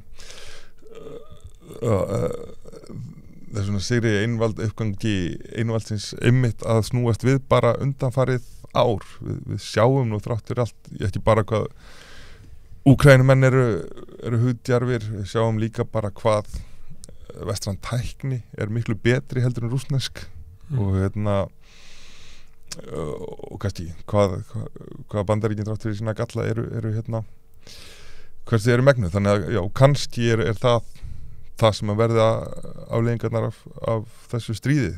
Já, þá er það að bera saman Vesturlönd og Rússland sem er gegnum spilt ólíkarka ríki og gerð spilt, en síðan ertu með Kína hins veginn og hinum meginn og þá gengur kannski samanburðurinn ekki eins vel upp sko, þegar saman Vesturlönd og Kína er ennþá í góðu formi sko. Já, en eins og ég var að segja það er sko, bæði hagvöxturinn minni heldur nátt að vera núna. Hann samt miklu meirinn í þrefaldur og fjórfaldur á við Evrópusambandið. Jú, en það er með að við einstaklingi þá... Og Kína orðið, ef við tökum sko með hvað færið fyrir peningin, þá Kína orðið stærsta hagkerfi í heimi. Já, en kannski ekki absolutt. En eiga að síður, það getur verið að með því að hafa sama mann við brúna endalaust, það getur verið að dragi úr þessu. Þannig að það þarf ekki við þetta borð að tala gegn, réttlæta það er ekki snjallt að hafa einræðisherra yfir löndum. Nei, það er það ekki. Það gæti, að því að sko þessu hugmyndum það að einræðisríki sé einhverjum hátt effektívari, kannski ekki endilega betri svona upp á mannréttindi en að þau koma hlutum í verk. Ég held að sú hugmynd sé nú kannski svolítið að býða skipbrot sko augljóslega með Pútín. Ekki Kína. Já, það gæti hefur eiginlega náð þessum völdum út á þetta. Já, en ég með að við reynslu annars þar, þá gruna mig að það einmitt muni draga úr þar. Komi í nakkan á þeim. Já, og til dæmis bara viðbröðin við COVID sem virtust ekki vera þau skynsamlegustu sem annars vera bara að loka alla inni þannig að fólk gati ekki meira og þá opna allt í einu svona vestuðsannlega tíma sko, þannig að sýnir svona gerðarslega ákvarðanatöku. Það voru örglega teknar rangar ákvarðanir í COVID-inu í Kína held ég. En hins vegar oft verið að bera saman einmitt svona lýðræðisríki eins og að menn eru mjög gjarnir á að tala Indland sem stærsta lýðræðisríki í heimi. Og bera það saman við Kína þá náttúrulega kemur einmitt þessi virkni, þetta effektivitet mjög berlega í ljós það sem að þú veist bara varla með gangstéttar og vantar allan infrastruktúr og svo frammiði sem að er svona að mestu leyti í Kína alveg til fyrirmyndar þannig að það hefur að minnst gengið miklu betur myndi ég að segja en það er alveg rétt líka og ég held sérstaklega að ef að við erum að horfa fram á það að samið leiðtogi verður hérna næstu 10, 15, 20 árin að þá held ég að þá getur farið að halla undan fæti. COVID fór illa í Kína og hefur nú örugglega valdið miklu það hafi dregið svona mikið úr hagvexti, ég held að hann sé bara 3% spáð 3% hagvexti í ár sem mjög lítið. En við getum auðvitað líka séð breytingar í Kína hvað þetta varðar. Það er ekkit gefið að símunni vera þarna ævilangt. Og þeir eru að byrja að undirbúa sig undir minnkandi hagvöxt því að mikill hagvöxtur svona gaf þeim ákveðið en núna er verið að tala aukin jöfnuð eða eitthvað svona til þess að gera eitthvað annað til þess að deila út þannig að þú getur haldið ennþá góðum hluta ánæðri með því að skipta betur. Það er svona annars konar tungutak efnahagsmál. Jú, akkurat. Þeir eru líka náttúrulega að sjá fyrir sér að aldurskipting þjóðarinnar verður mjög óhagstæð á næstunni. Þannig að það verður hlutfallslega mjög fáir vinnandi einstaklingar með að við hinna eldri þá eftir að vera mjög erfiður hjalli fyrir Kína að komast í gegnum. Það er alveg á hreinu. En þeir vita alveg af þessu.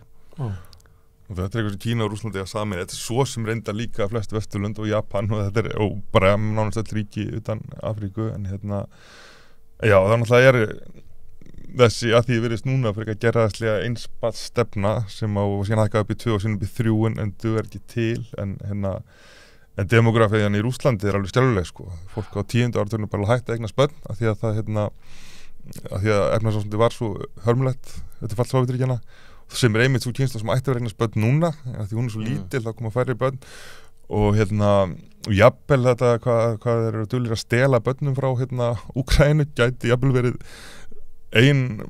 þetta getur verið ein ástæðan verið því og jafnvel hugmyndinum bara innlima Donbass og fá nokkra milljónir Rússa í viðbót gæti líka verið kannski ekki einn endal ástæða fyrir stríði en spilar aðeins inn í sko eins og með Krím en í staðin fyrir að svona undirbúa þetta þá kaus Pútín þetta stríði sem mun kostað mörg 100.000 unga kallmenn lífið og mörg 100.000 í viðbót af ungu fólki sem flyttur í burtu þannig að þetta er alveg algjörlega að versta sem maður geti gert fyrir framtíð Rússlands svona næstu áratíðina og þannig að það er ekki í því sem gerir það líklegt að Rússland muni rísa á ný sem einhvers konar stórveldi. Nei, en fundur á morgun er mikilvægur.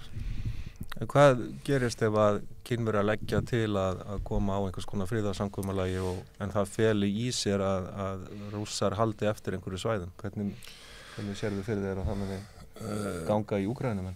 Ég held að það muni ekki fara vel í það. Það eins og áhugavert að Zelenský til þess að vera reiðubúin til þess að ræða við Kínverja, af því hann alltaf veit hvað þeir skipta óbúslega miklu máli í þessu spili. Þannig að hann vill ekki segja bara nei strax, heldur hann vill endilega reyna að ná einhvers konar í sambandi bara kannski reynt beint við sí og hann var opnari fyrir svona tæpu ári einhvers konar friðarsamkomulag en hann varð síðar. Það búið að vera núna ríkjandi í svona 10 mánuði að það sé eiginlega engin friður nema það að algjör ósigur Rússa. Já, Zelenský. Já. Já, hann náttúrulega bauð þarna frið fyrsta mánuðinn á þeim nótum að Úkraína myndi skuldbundið til þess að ganga ekki í NATO og Rússa myndi halda eftir Krímskaga í bili og svona en Pútín var ekki til samkomulags það, þau ekki til verið hana það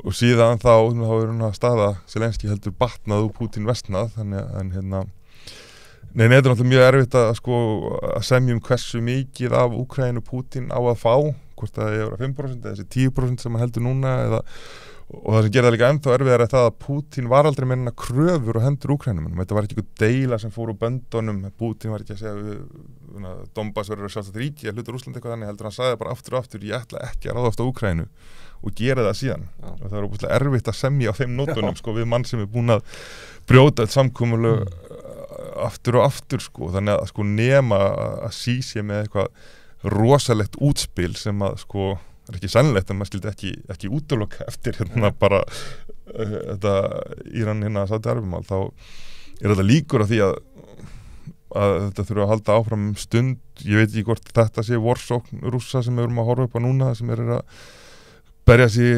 millimetri áttina að Bakhmut eða hvort að kemur eitthvað meira útspil á þeim.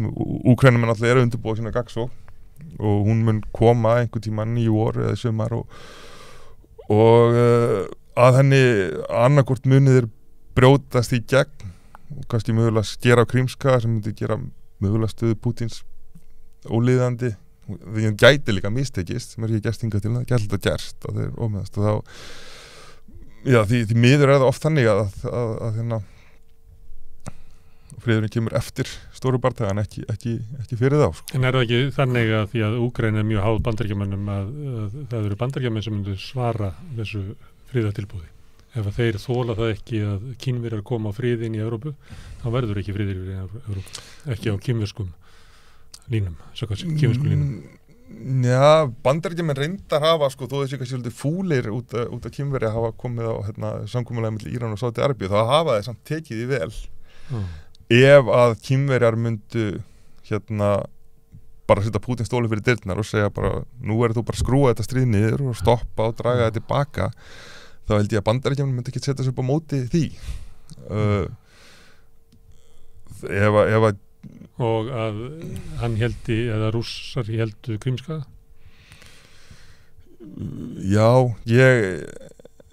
Við látum við svo við sem að segja mjög mynda hér. Já, það er erfitt að segja, en alveg örugglega manni grunar að CIA örugglega eftir að leggja mjög ríka áherslu á að reyna að knýja á einhvers konar friðarviðræðum og svona svolítið að eftir að hafa náð þessum friði á milli Sádi-Araba og Írana þá væri þetta náttúrulega að hamra járnið með það heitt og svona vinna annan svona diplomatískan sigur í heiminum. Fyrir utan það er bara engin skynsemi í því haldi þessu stríði áfram. Þessu stríði verður að linna. Já, það er engin sem er hagsmunir á því og þess vegna heldur líka að Bandaríkjamenn geti samþykkt hvað sem sem Úkraínumenn geta samþykkt en Úkraínumenn alltaf núna eru með þá stefnu að fá allt sitt land tilbaka sem er mjög eðlilegt. Krímskaga geta mínu viti verið undanskilin eða upplöfstu Donbass, en það er Þú verður ekki spurður. Ég verður ekki spurður nema hér og kannski en það er allum í hag en það er samt erfitt að sjá hvort að Pútín muni stríði verður að hætta. Þetta eru fáránlegar mannfórnir og eyðilegging sem á sér stað þarna. Jú, en það veltur á því hvort að Pútín sé reiðubúinn til að draga sig tilbaka sem hann alltaf er ekki og hvað þá, hvort að sín takist að finna einhverja leið fyrir Pútín til þess að draga sig út úr þessu án þess og halda andliti. Ég veit ekki hvernig hann ætlar að fara að því. Ef einhver veit það, hvaða sér inn í sál Pútín, þá það sí sem að segir að Pútín sé besti vinur sig. Já, eru svo nánir. Já, það rétt. En það áhugavert að heyra líka hvernig sérfræðingar og aðrir frá öðrum ríkjum sem hafa náttúrulega verið innan Sovétríkjanna, bara eins og Eystrasaltslandin, hvað þeir aðilan heyrast til að vera mjög harðir á því að Rússar þurfa að draga sig alveg tilbaka. Og það líka að einhverju leyti bara vegna þess að það ekkert traust. Nei, það stórkvæmt af þessu. Það ekkert traust. Þau vilja brotið Rússland, raunverulega, út úr þessu. Já, þau vilja að minnsta kosti ekki að Rússland ná í einhverja landvinninga. Vegna þess að þá bara beðið átekta, segja þau, þar til að næsta holskefla hefst.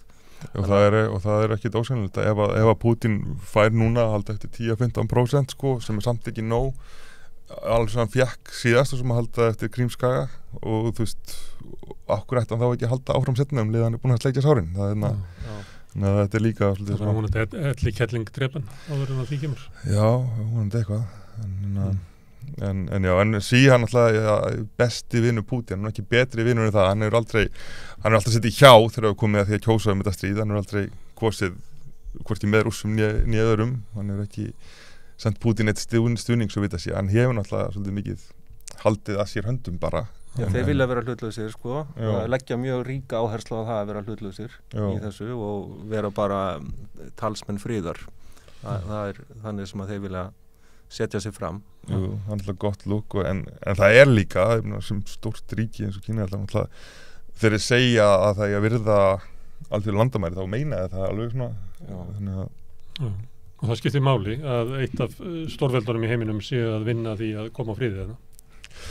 Já, þeir eru þeir einu sem að gæta sett Pútín stóliðin fyrir dyrnar því að hann á ekki önnur hús að venda, þannig að ef einhver hefur bólmægt til þess að segja honum að stoppa þá verður það Kínverjar. Það verður margir sem að reyna að lesa í niðurstöðu fundarins á morgun hvert þetta því þetta skiptir okkur miklu máli. Geir og Valur, kæra þakki fyrir að koma hingað. Takk. Og við segjum að þetta séu lokin á Rauðaborðinu í kvöld. Ég þakka öllum gestur sem hafa komið hingað við Rauðaborðið og ykkur sem hafa sitið heima og hlustað. Og minn ykkur á að þið getið hjálpa okkur við að byggja upp dreifikerfi samstöðurinnar. Það gerir þið með því að læka síðurnar bæði á YouTube og Facebook. Þið getur ekki dreift efninu frá okkur. Það hjálpar okkur að byggja upp dreifistöðuna. Þeir sem vilja hjálpa okkur við að byggja upp samstöðuna geta gengið í alþýðufélagið á samstöðuna og með því að gerast félagið þar, borga áskrift að samstöðuna.